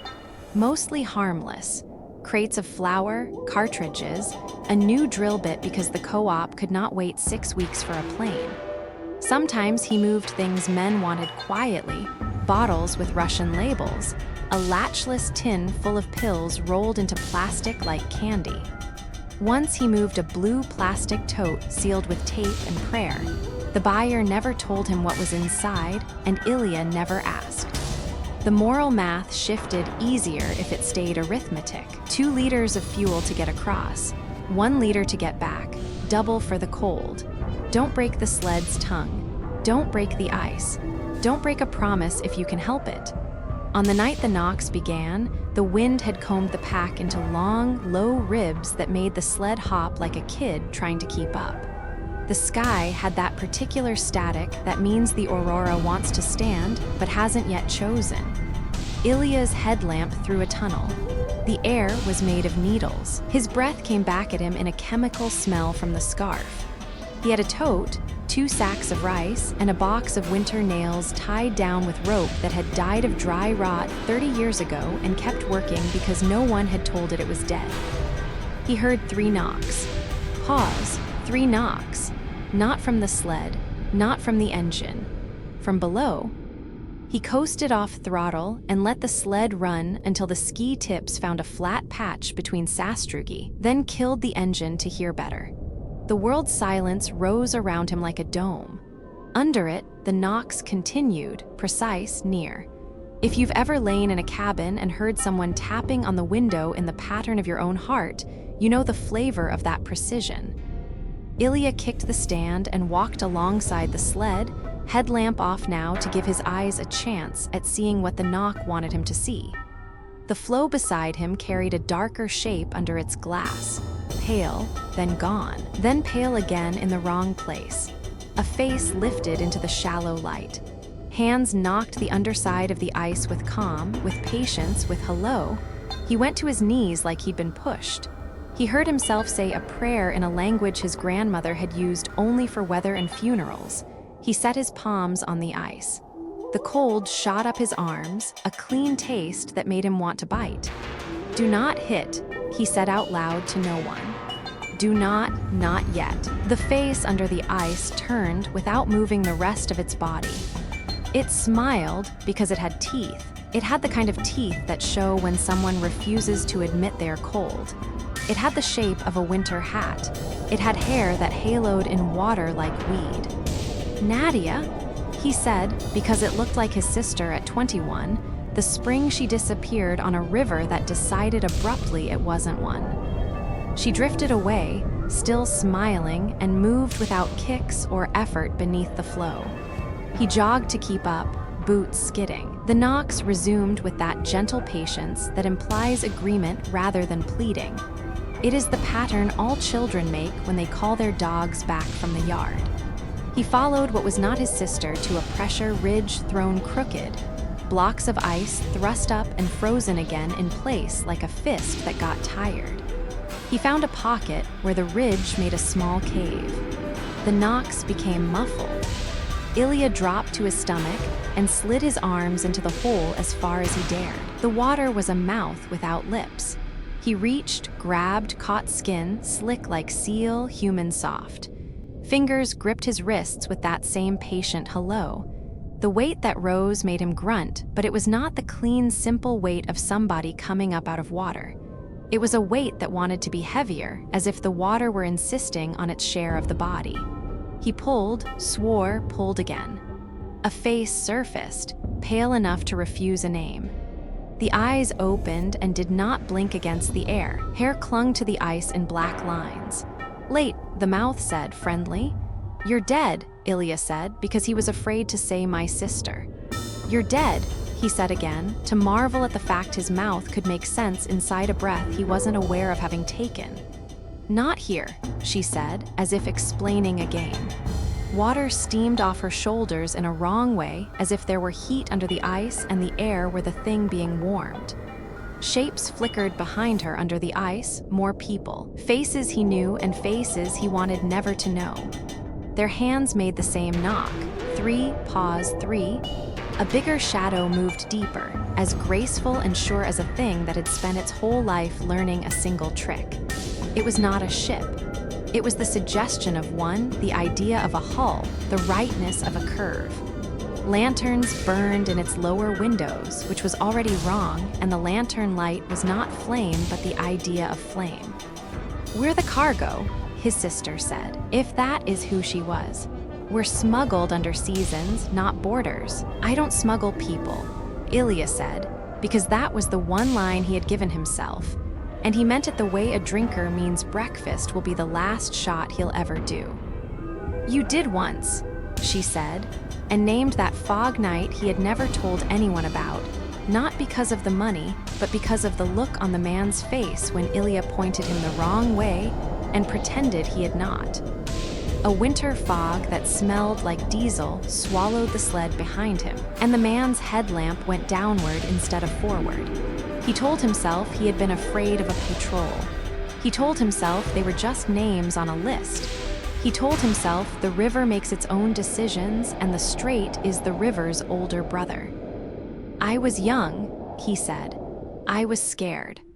"Everyone is," she said, and the way she said it took the sin out of it and put it somewhere it could be looked at without drowning. The shape of a ship turned lazily under them like a whale remembering a song.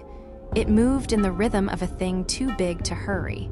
The pressure ridge moaned. Ice cracked off and fell into the hole with polite sounds. The lantern light brightened and dimmed as if a wind moved inside the water. "What do you want me to do?" Ilya asked. He wanted the knocking to stop.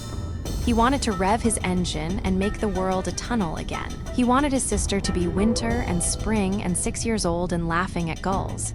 He wanted the arithmetic. "Help us surface," she said. "Help us get out of the season." "How?" He looked at the ridge. "You can break ice with an axe if you're a fool. You can break it with a winch if you are both lucky and patient.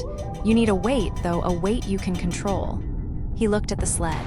He looked at the cargo. Rice, nails, a tote marked with tape and numbers. Money. Gasoline condensed in the jug, colder than pain. He could see how the night stretched if he did the math wrong. The engine refusing to start because the cold had eaten its last spark. Hands under the ice tapping until morning like a clock with no hour hand. A man walking home without his sled, his trousers freezing solid to his legs 1 minute at a time. "Wait," his sister said gently and nodded at the load. "You're asking me to drop the lot," he said. "I'm asking you to decide what comes up," she said. He untied the rope in 3 pulls. The knots turned obedient. He rolled the sacks of rice into the hole first because they made sense, soft against the edges, slow to sink. The water grabbed and then seemed to hold, as if the hole were a throat and the sacks were obligations. The blue tote went next.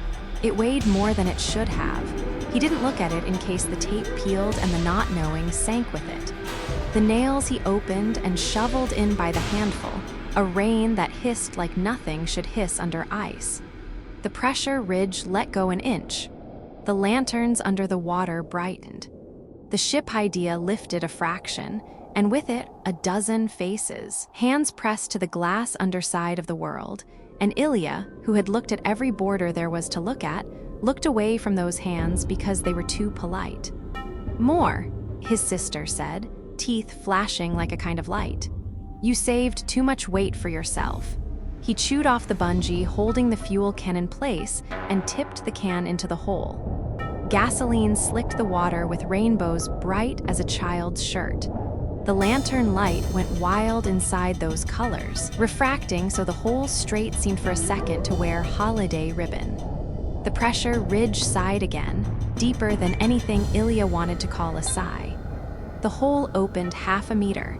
The old weight of the world rose another degree.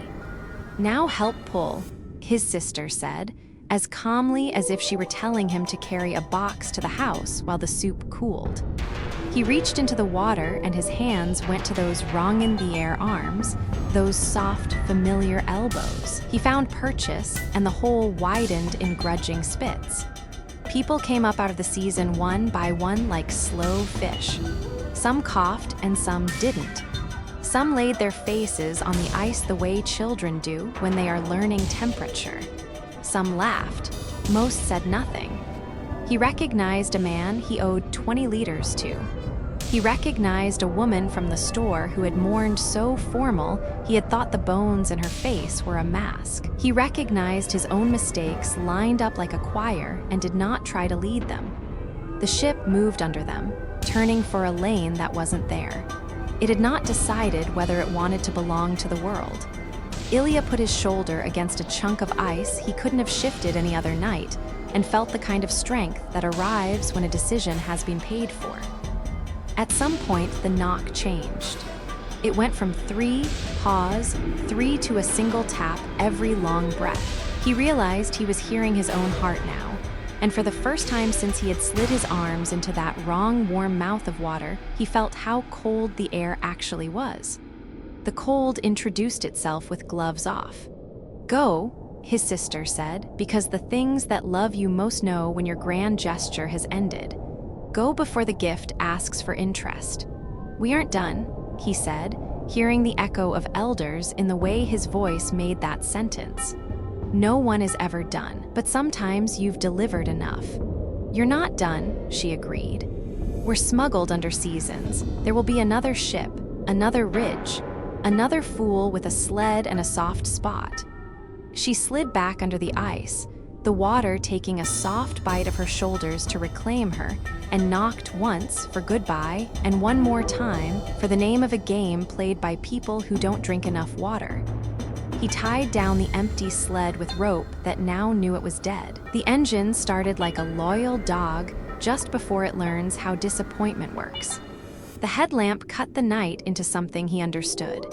He drove home slow because he wanted to feel every yard he had bought with the weight of other people, and because his hands shook and his jaw ached like someone had shot cold into it with a dentist's long needle. At the village, the lights were yellow as winter pears. He parked by the berm, left the sled, walked around a loop of houses because motion makes stories find the part of you that listens. He stood, listening to the long silence of 3 in the morning, which is the quietest hour for men who have done a good thing badly. At noon, the school bell rang 3 times, pause 3. The door opened and children ran out in their coats like mismatched birds. They ran the way you only run when you trust the ground. For one long, ridiculous second, every face wore the shape of his sister at 11, gap-toothed and daring him to jump a lead she had no business calling safe. Then the second ended. The world returned to its right and wrong edges. The co-op man was waiting by his sled with a look that pretended to be irritation. "Where is my rice?" he asked, but there was no anger in it, only the tired sarcasm of survival. "In the straight," Ilya said. He kept his chin up and his eyes down. "In the wrong place. Doing the right thing." The man grunted something that might have been a blessing if it had more syllables. He pulled on his hat and his mittens and went back inside to the arithmetic of cans. Ilya slept until dark and dreamed of hulls. He dreamed not of ships, but of the spaces ships leave behind, the big water groan and the heatless lanterns. He dreamed that under the ice was a city running upside down, its streetlights on at noon, a place where pressure ridges were cathedral spires, and the streets were lanes through which the dead did not so much travel as practice the act of going. He woke with a jaw-crack yawn and the taste of iron in his mouth that wasn't blood but wasn't not. Word got around without anyone telling it. A woman left a pot of soup on his step with the lid wired down. A boy brought him a box of nails and didn't explain where he'd found it. Elders, who never say the word thank you if there's a better word, said you're a hard worker when he met them on the snow-covered steps, which meant something else and also meant itself. When March came the straight put on its favorite trick. The black ice turned glass and then water. The leads widened and thin skin regrew and broke. The wind did what it does, bragging about nothing. Men stood on shore and spat into the sea because it makes you feel like you own a thing to market. Women counted the children again, even though the children were already counted. The long floats of shorefast ice refused to admit they were not soil. A fisherman walked down to the south side beach and shouted. That alone was enough to bring the rest. They found it where the shorefast had thinned to window thickness. A double hull pressed into the ice like the impression of a house on snow. Not a ship, not really, only an absence in the shape of one. Along the ribs of that absence, lantern patterns glimmered like oil on a puddle, and where the lanterns were brightest, the ice felt warm to the knuckles. Kids pressed their cheeks to it, and came away with red skin and gentle lies about what they had seen. Customs, one elder said, softly enough for the wind not to overhear. A place that stamps, don't look too long, it looks back. They did not break the ice. They did not fish there. Someone drove the school bell to the beach and rang it without irony, 3, pause, 3, and said a prayer that tried to be common and failed. Ilya stood at the edge with his hands in his pockets. He felt like a man who had lost a wallet and then remembered he doesn't carry one. He had gone out twice since the night of the knocking, both times with well-behaved errands, both times with heavy cold wind pressing his face into a mask. He had not seen his sister again. He had not looked for her, which is not the same as saying he had stopped noticing when the air changed. On a blue evening, the aurora rose straight up like a seam and held still. The straight adopted a listening posture. From under the ice came a single knock. Pause. A second, fainter. It could have been the world resettling. It could have been everything that wasn't done reminding him. He looked at his hands and thought about how much more a hand can carry than a sled. He thought about weight and interest and the way payment can feel like heat in the bone. He poured a cup of tea at his table and held it over his mouth and breathed until the rim grew a circle of fog. He wrote the word stay with one finger, the way his sister used to write on the truck window when she wanted to be late on purpose. The fog dissolved. The letters vanished. He held his hand over the cup until his skin complained, and then another minute past that. In spring, when the first plane came in with the first mail that wasn't sled-borne or suspicious by nature, the pilots stood around in the shade of the tail like they always do and told lies. One said he'd seen something under the wing that rattled his geometry. One said he'd flown over an ice patch that glowed as if phone screens had been trapped under it. One lifted his shirt to show a bruise in the shape of a ship. They laughed. They wanted their laughter to be real. It almost was. Work returns to men who want it. There are always boxes. There is always diesel. There is always a man who believes this crossing will be the one that behaves.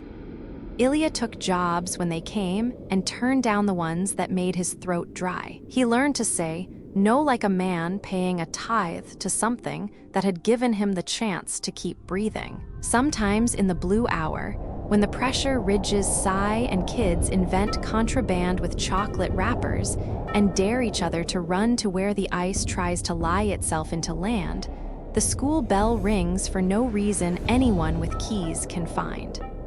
3, pause 3.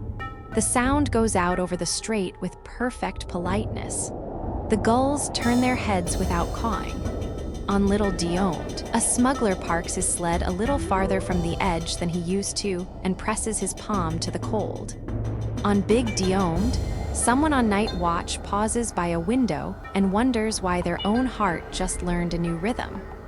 It is a generous country and a hungry one. It appreciates repayment. It likes a man who learns when to count his cargo and when to unload it into a mouth that does not belong to him. On the night, the first true thaw came. When the ice didn't so much crack as confess, Ilya dreamed a ship swam upward from under somebody else's season, turned, and took a lane he had not known existed. He woke with tears on his face that had not frozen at the corners. He lay for a long time listening to the knocks his house made settling, 2 from the stove, 1 from the wall, then the small patient counting that doesn't belong to timber at all. And he said the only sentence he had left that felt true. "I'll help you cross," he whispered to the dark. "When I can, however I can, and when I can't, I'll stop pretending I can't hear you." The strait's wind finally laid down, and with it the under-ice knocking that had chased Ilya through the dark. 3 taps, pause, 3, went quiet as if someone closed a lantern box. By morning, the village woke to a different rhythm. The school bell pealed twice, paused twice again. Kids giggled about secret codes, but the elders stared at the pressure ridges as if listening for teeth. Compasses wandered a degree, then 2. Along the cut line, boundary stakes leaned a hair toward the sea, like jaws testing a bite. Hunters said the ice didn't just drift, it rearranged, lips of blue lifting and settling to a beat you could almost count. Folks blamed tide, then moon, then stories. But past midnight, the counting changed again. No taps now, just a dry, methodical chew, as though something under the season had started keeping books. Up on the ridge, a GPS base station chirped an impossible correction. At 02:17, an automated email slid through the mesh. Correction proposed, shift the border trace by 1 kilometer for fit. It carried a signature the system swore didn't exist. Dina. From smuggled souls moving under the ice to a line that moves above it, the debt stays the same. The next tale follows the one person who went to see where borders go when they aren't here. Story 10, the border that moves at night. Cartographers like to pretend the world is a tablecloth laid smooth, and the lines we draw on it are threads pulled taut. Dina knew better. She worked where the cloth buckled and crawled and tried to throw itself off the table. Her job, what her badge said, what her mother told friends at church, what the grant paperwork described in triplicate, was to watch the ice move and make respectful corrections. The boundary here is supposed to be simple. The 141st meridian strides north like a sermon. Longitude, not river or ridge, a clean idea stamped over bad terrain. White obelisks, monuments, they're called, puncture the spruce and muskeg at intervals, chipped paint and proud numbers, each one a tooth in the International Boundary Commission's jaw. A cut, 60 feet wide, a brushless corridor, threads the obelisks together from the Alaska Highway to the Arctic Ocean. In summer, it looks like a utility right-of-way. In winter, like a swallowed road tart with snow. Dina's work truck slept on the U.S. side in a prefab yard with a chain-link fence. The Canadians kept a mirror yard a mile away with the same number of bays and the same smell of hydraulic fluid and coffee. Everyone joked they should just share a building. Everyone found a reason not to. The sky that week was needles. Temperatures like a halted clock. If you took your glove off to check your phone, your fingers stiffened in the shape of regret. Dina had set the base GPS on the ridge earlier that day. An aluminum tripod, a black and yellow receiver blinking Gesundheits into space. The unit listened to satellites for hours until it knew exactly where it was. Then the rover, the pole she carried, could rely on it for centimeter math. If you stand on a line defined by math and ice eats your centimeter, a GPS system will faithfully inform your spreadsheet with a sigh. At 01:17, tucked in the truck with a thermos between her knees, she watched the base units feed on a tablet and saw something she never saw. The correction jumped, not a fidget, not the usual dance as satellites rose and sank. The base announced, cheerfully, that it was 76 centimeters east of where it had been at 22, 10, and 708 meters north. The software painted the change green. Correction accepted. Dina took a slow sip. The tablet warmed her bare fingertips and threatened frostbite the instant she looked away. She glanced at the thin line of the cut on the topo map and imagined 700 meters racing across spruce and snow like a dry stitch pulled tight. She radioed with mittened thumb. Base just did a kilometer tango. Static. Then Nate's voice from the Canadian yard, sleep-stuffed and amused. "You waking me up for a satellite burp. It moved north and east, not random. That's not how burps burp." He made a noise too affectionate to be called a scoff. "Sunspots. Cold does funny things to electronics. Go to bed, Dina. Let the line move back while you're sleeping." She stared at the tablet until the heater fan dried her eyes. The green check mark pulsed. Accepted. She knew how many farmers used that check to decide whose taxes landed where. She knew a correction like that, stamped and filed, could redraw a man's septic permit, a mining lease, a hunting unit, a life. She knew that if she went out there now and found the monuments, their concrete keels would not have hopped. The ice around them could shift, though, and if a person ever asked if she had seen it with her own eyes, she would have to say no. She killed the truck, and the silence bit harder than cold. She packed the rover, ratcheted her headlamp over her knit cap, and stepped into a night that had stopped pretending to be anything but night. The cut is uncanny under a headlamp. In daylight, the corridor sits easy, an artificial meadow carved into black spruce, fox prints scribbling the margins. At 01:40 under a sky that doesn't move, the cut is a throat. The obelisk stood where they always stood, rounded white shoulders peeking out of drift, faces turned dutifully south. Dina put the rover's rubber tip exactly where last week it had declared on the line. The unit beamed up, considered, beamed down, and told her as kindly as a bank teller that she was 30 centimeters inside Canada. "You're drunk," she told it and placed it again. 31 centimeters. She walked to the next monument, checked again. 52. The line was running crooked through the throat of the cut like something had chewed it. At the third monument, she stopped. There were footprints in the fresh snow. Headlamp light makes any print into a gouge. Hers were neat ovals with the waffle pattern from her boots crisply defiant against the drift. They ran north along the line. She held her gloved hand over one and felt the way a person feels the heat of a burner they know is cold. She crouched and pressed a finger to the snow. The crystal facets collapsed without drama.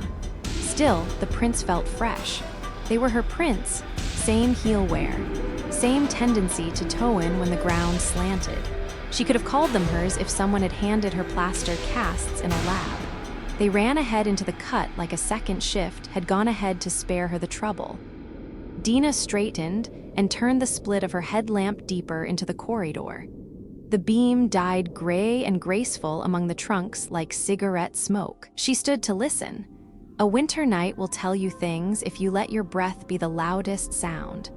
The woods gave her the pop of contracting trunks, the itch of snow falling off invisible branches, the arterial murmur of blood in the ear. There was another sound under it if she asked her body to reply. Not a heart, but not a heart. Chewing, she walked.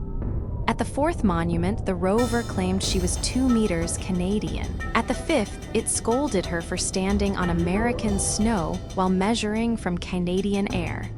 Someone had left an orange flag on a willow. It had frozen into the pose of a hand signal. Slow, Dina clicked the pole's LED from dim to bright and felt instantly seen. The cut rose to a low ridge where the bridge of spruce gave way briefly to open sky. Far off, the aurora smudged green. Her headlamp lit the next monument 100 feet ahead, and the snow at its base looked strange. Scalloped, like beaverwork, glazed, the snow sighed. She put her gloved hand on the monument the way people put hands on stones, with names carved into them. Someone had hit the face with a bullet. The impact crater held hardened melt. The rover told her the stone hadn't moved. The ground did. That's what she would write later. For now, she pressed her ear to the concrete, mad little instinct, and heard the knot heart loud enough to mistake it for her own. The chewing direction set her teeth. It wasn't behind or ahead. It was below. "Don't startle," a voice said behind her. She turned too fast, and the beam threw the cut into dizzy angles. When the headlamp found the mouth it had tried to find, there was a woman standing 5 feet away wearing Dina's jacket from last season and Dina's wool hat and Dina's old, marred gaiters. The nose was Dina's. The scar on the chin from falling off a bike at 6 was Dina's. The frown, God help her, was Dina's mother's. "You're a hallucination," Dina said. It was too clean a sentence for the circumstances. She counted 3 breaths. The cold made her feel good at math. "I thought that too," the other Dina said. "It's easier. Calling me a hallucination helps you finish the survey and go home." "Did the base unit?" Dina began. "Jumped," the other said. "You'll file it. They'll make you sign." "Accepted." She said the word the way Nate said it, green and tidy. Dina took a patient step to the side. The other Dina didn't mirror her. That hurt something small in her, like a trick that stops working. "You're heavier," Dina said, surprising herself. The others smiled with only half their face. "You'll get there." "Where?" "To the part where you understand what we've been measuring." Wind, faint and high, shifted the spruce. The chewing below paused the way deer do when they hear a branch break. Dina rested the rover in the snow and waggled fingers to return blood. "Explain." "The line," the other said, and put a hand out into the corridor, palm flat in the air at waist level like a crossing guard. "Not the cut, not the monuments. The line that the math points at. It moves at night. It doesn't move for us. Then for who?" The other turned her headlamp off. Her face stayed a suggestion. Dina followed suit, and the dark jumped like water dumped from a bucket. In the aurora smear, the cut gleamed ice pale, and the sky above it was darker than the sky above the trees, as if something with depth ran through air where no shape should be. "It moves for whatever keeps score," the other Dina said. "We write our names on it, and the line doesn't mind until it does." "Score of what?" "Tolls," the other said, and the word came out with the tired amusement of an inside joke told too many times. "Debts, promises, what we admit, what we refuse. You know how you feel when you pass a place where you owe something, even if no one's there to ask? You feel pulled. The line is where that feeling collects. It slides under and over our stakes and makes us think our stakes are in charge." Behind them, snow hissed off spruce in a single sheet, and the sound was very much like a breath pulled cold through teeth. Dina's scalp tightened in a stupid animal way that said run toward the thing, not away. How far did it move? "A kilometer tonight," the other Dina said. "South and east before midnight. It's hungry for east this month. Tomorrow it will shift it back enough that the paperwork can ignore it." "What happens if we hammer a new stake?" Dina asked. She didn't reach for her pack. She needed the answer before she allowed her hand to remember the weight of Rabar. The other Dina snorted so softly it could have been a cough. "You feel better. A pipe carries water exactly where you told it to on paper. And the thing that keeps score eats what you use to mark your hope." "You sound like Nate when he's trying to get out of a Friday," Dina said. The other flinched at the name as if it had been spoken in a church. Dina clicked her headlamp back on. The other didn't. Light cut the corridor into a shallow stage. Anywhere off it turned to oil. She placed the rover again because math is a comfort. The pole said she was 90 centimeters into Canada. She could see the monument with its stamped metal United States face. She stood on one and measured the other, and the numbers winked as if they took pleasure in that. "How long have you been walking ahead of me?" she asked the woman in her jacket. "Since you accepted," the other said. "I didn't sign anything. Your device did. The software accepted on your credentials. That was your hand. The line knows hands. There is a quiet that only arrives when people stop telling the truth to spare feelings. It fell in the cut like hail that doesn't land, only hovers." Dina lifted the rover and felt the tug through her shoulder of a pendulum finding true. "Show me," she said. "If I'm being recruited into madness, I deserve a tour."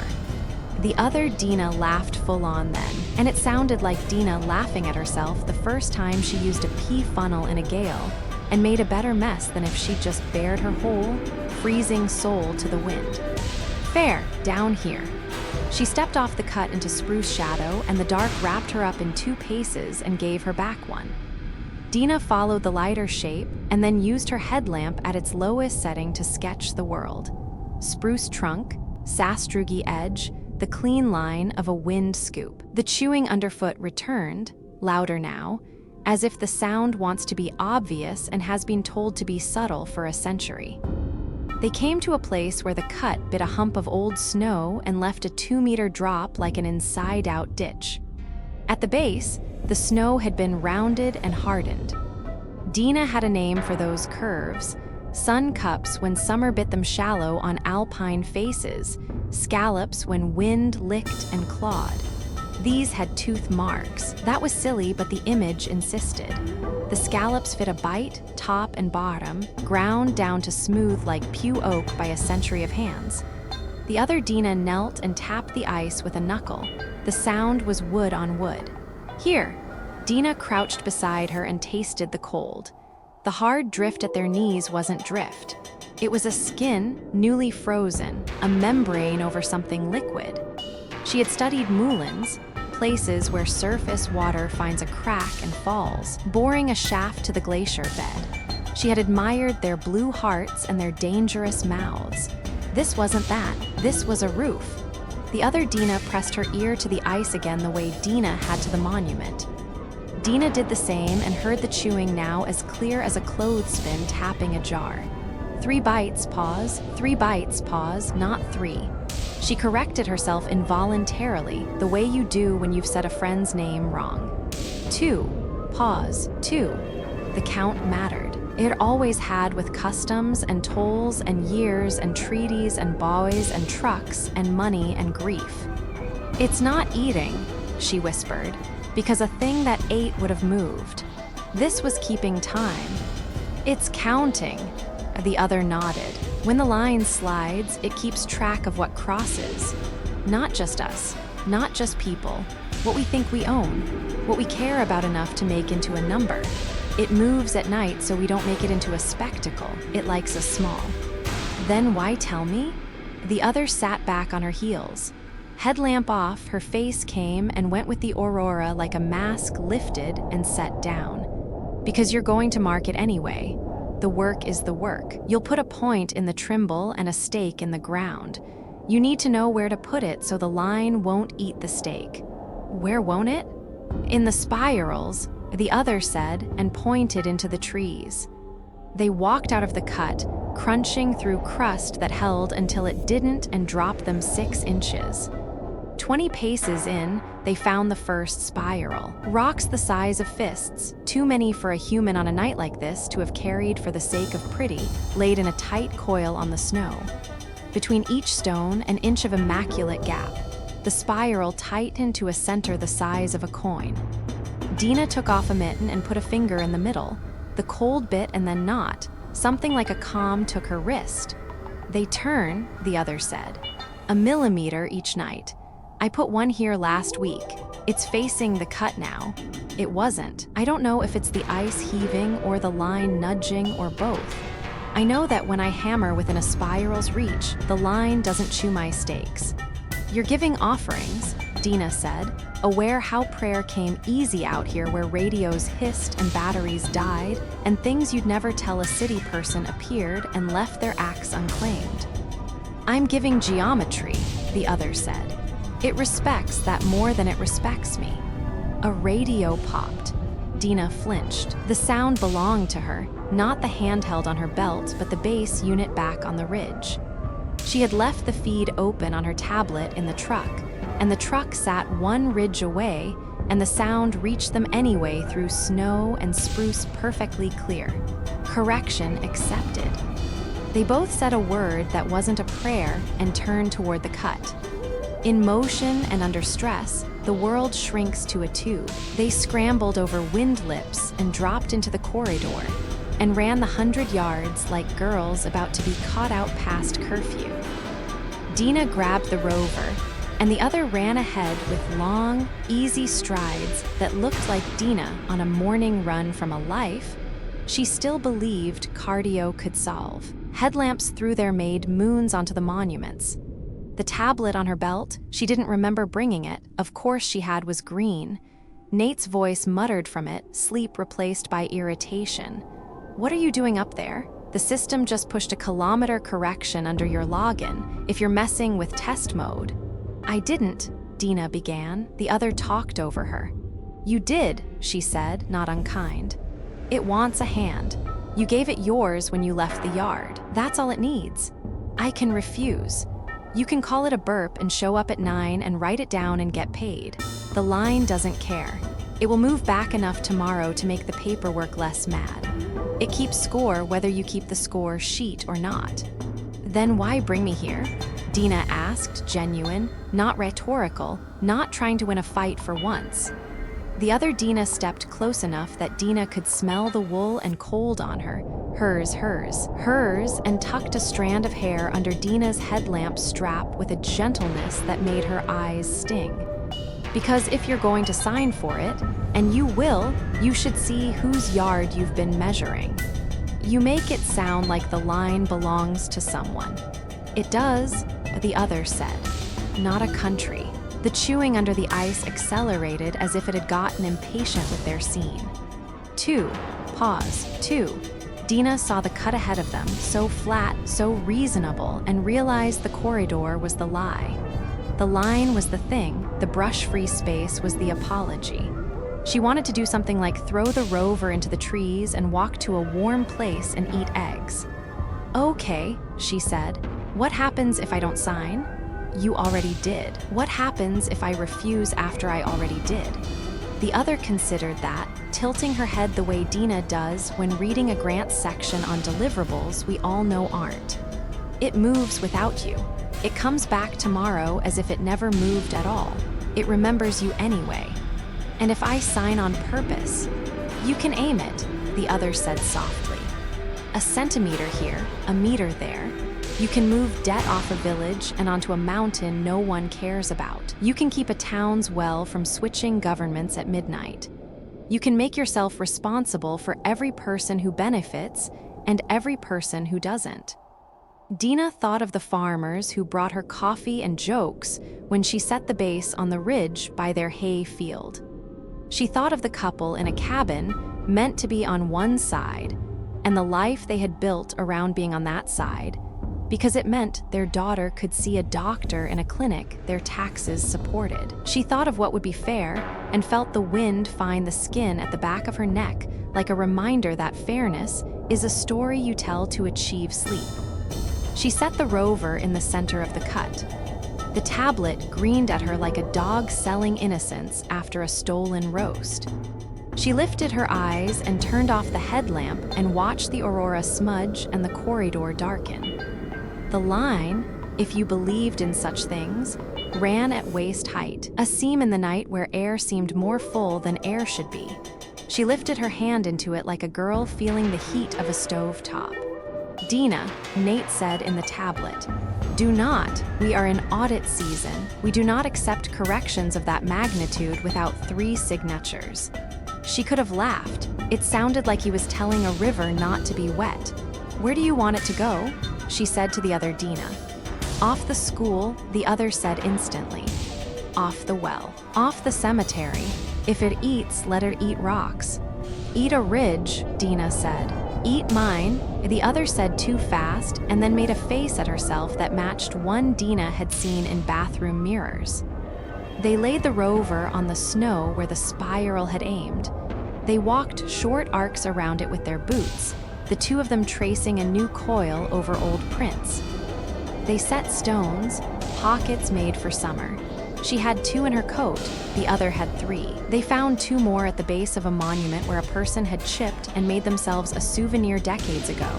That made 7 and 7 is prettier than 6. They placed them. They breathed. They waited until their breath timed with the chewing. 2. Pause. 2. The aurora teased green. The tablet showed an outline map stuttering and then smoothing as if it had settled into a pocket it liked. "Sign," the other said. Dina pressed her gloved thumb to the tablet. The screen did what screens do when gloves touch them, nothing. She took her glove off. The cold was a challenge. She put her skin on the glass. Except, it asked with disingenuous courtesy. "Yes," she said into a night that could carry sound a mile, "but on purpose." Correction accepted. The green square pulsed. The chewing under the ice slowed to polite attention, then resumed, counting differently. 1, pause, 1, she didn't know what it meant. She did know that if she checked the monuments tomorrow, they would be where they were and the numbers on her screen would line up and a man with a truck and a red face would look at her and say, "Good." In that way people say it when they choose to believe you. She looked for the other Dina. The corridor was empty, headlamps off, aurora fainting. Snow fell in dry sugar for the first time all night. Her own boots had printed circles around the rover. Another set overlapped, exactly, but ended 5 paces into the trees, not returning. "Don't," the other's voice said from the dark, far and near. It came from under the ice, maybe. It came from the place where breath collects in a wool scarf. It came from inside the word she had just said. It was affectionate and warning. "Don't look for me. Some of us go with the line. Some of us mark spirals. You don't get to pick after you pick." She stood in the throat of the cut and felt every night she'd worked compress under her boots into a stack you could use to measure an honest thing. How tall is a woman? How deep is winter? How many signatures does it take to keep a promise from hurting? At dawn, Dina returned to the yard with the rover strapped to the truck like a deer. She filled out the form. Nate's voice arrived in texts that were probably meant to be read in an office, not in a cab that smelled like her own breath. "You did what you did. We'll backfill witnesses. Sleeping on my couch if auditors show." She laughed and typed "we'll put them in spirals" before she deleted it and wrote thanks instead. She slept 2 hours and woke with frost in her hair that didn't melt and disappeared when she didn't look at it. She walked the ridge and checked the base unit and signed another green square, smaller this time, moving a corner so neatly it looked like she'd cut paper. Farmers brought coffee. A woman in a red hat said her husband's name and then didn't. Dina marked points with her body upright and decent and did not think of the membrane over a thing that chews. A week later, berry pickers found small piles of stones arranged in careful spirals where the cut should be. on both sides, in spruce and on open mounds. No one admitted the work. The spirals turned, visibly, a millimeter each night, always clockwise, like mouths practicing a new language. If a hiker knelt in the snow and put a finger in the center, the cold stung and then not. Interns at the yard discovered a note on an old map rolled into a tube and wedged behind the filing cabinet. In fountain pen, in a hand neat enough for shop windows, someone had written, "Foreman, 1908, do not pound steel into the teeth, feed it rocks." The base station logged corrections like a heart learns a slower pace after a year of bad news. Accepted. The phrase lost its green glow and became a habit. No one asked Dina about the night with the kilometer. The audit came and went and found everything in order. The world liked to be told it was in order. She helped it along as best she could. On a midnight that arrived too fast, she took the truck alone, without the rover, and walked into the cut with only her headlamp and a pocket full of stones. She found a spiral she hadn't built and placed a rock anyway and watched the coil twitch, hungry and grateful both. She turned off the light and put her hand at waist height and felt the line like a silk rope in water. "You owe me," she told it, and laughed at herself because talking to a boarder when no one will hear is something a crazy person would call prayer. The line did not answer. It doesn't, not with words. It moved that night under the ice the way a dog turns in a circle to make a bed. It may have moved a cemetery back onto a tax roll that would keep men who loved their dead from needing to ask permission to put up flags. It may have moved a well into a budget that would pay for a filter. It may have moved nothing at all, the way a man tells himself he has time and then spends it the same old way. Dina could not know all of it. She knew she was colder than she had been and did not mind. In the morning, 2 sets of footprints led into the trees from the cut. None returned. Nate hiked up with the interns and called and swore and then stopped swearing because the cut is a throat and throats are for quieter things. He left a thermos on a stump. He placed 8 rocks in a spiral and then laughed meanly at himself and kicked half of them away and then put them back and didn't examine what that said about him. People will say for years that she ran off with a researcher from the other yard, or that a creek undercut a bank and she was swallowed soundlessly, which sometimes happens, or that the wolves took her, which is how the lower 48 explains all Alaskan vanishings. Claws and teeth. They won't be wrong, they won't be right. In a memo typed without thinking and saved without sending, Nate wrote, "Dina learned what we measure is us." He deleted it. He filed her last correction with the rest. He signed his name under accepted. The green square blinked once like an animal's eye catching light and then was just a square. That summer, tourists walked the cut and posted photos. In one, if you don't want to see it, you won't. The spirals on the snow are not snow, but stones pressed a long, shallow way into a thawing skin, rotating a millimeter clockwise, tiny mouths practicing a name. On the ridge, the base station listened to the sky with the patience of a stove when the kitchen is crowded. It made a quiet beeping when satellites moved. It announced corrections in a voice no one bothered to set to chime anymore, because the thing kept score whether or not you put a bell on it. At 02:17 one night in August, the station recorded a change of a single centimeter east. The tablet printed correction, accepted, and appended a signature that didn't exist in any payroll system. The signature was a spiral. If you touch the monuments in January with your bare hand, you'll feel a sting and then a settling, like a child stopping crying against your shoulder. That's not magic. That's concrete measuring you back. If you put your ear to the ice between them, you'll hear chewing counted as if by a clerk in a back office you only visit when you cannot put a thing off any longer. 1. Pause. 1. If you lift your hand into black air waist high and pretend there is a line there, you'll be right. And if you choose to call that line a border, And if you choose to feed it rocks and spirals and signatures in little green squares, and if you choose where it goes when it moves at night, know that it will remember you in the only way lines know how, by passing through you and finding you exactly where you said you would be. When you live at the edge of maps, you learn this much: nothing ends. It just rounds a corner the cartographers forgot to draw. Tonight, we stamped a passport for a traveler made of border, followed a blue wire down into a room where radar kept vigil, and heard a winter fairy collect the summers we squandered.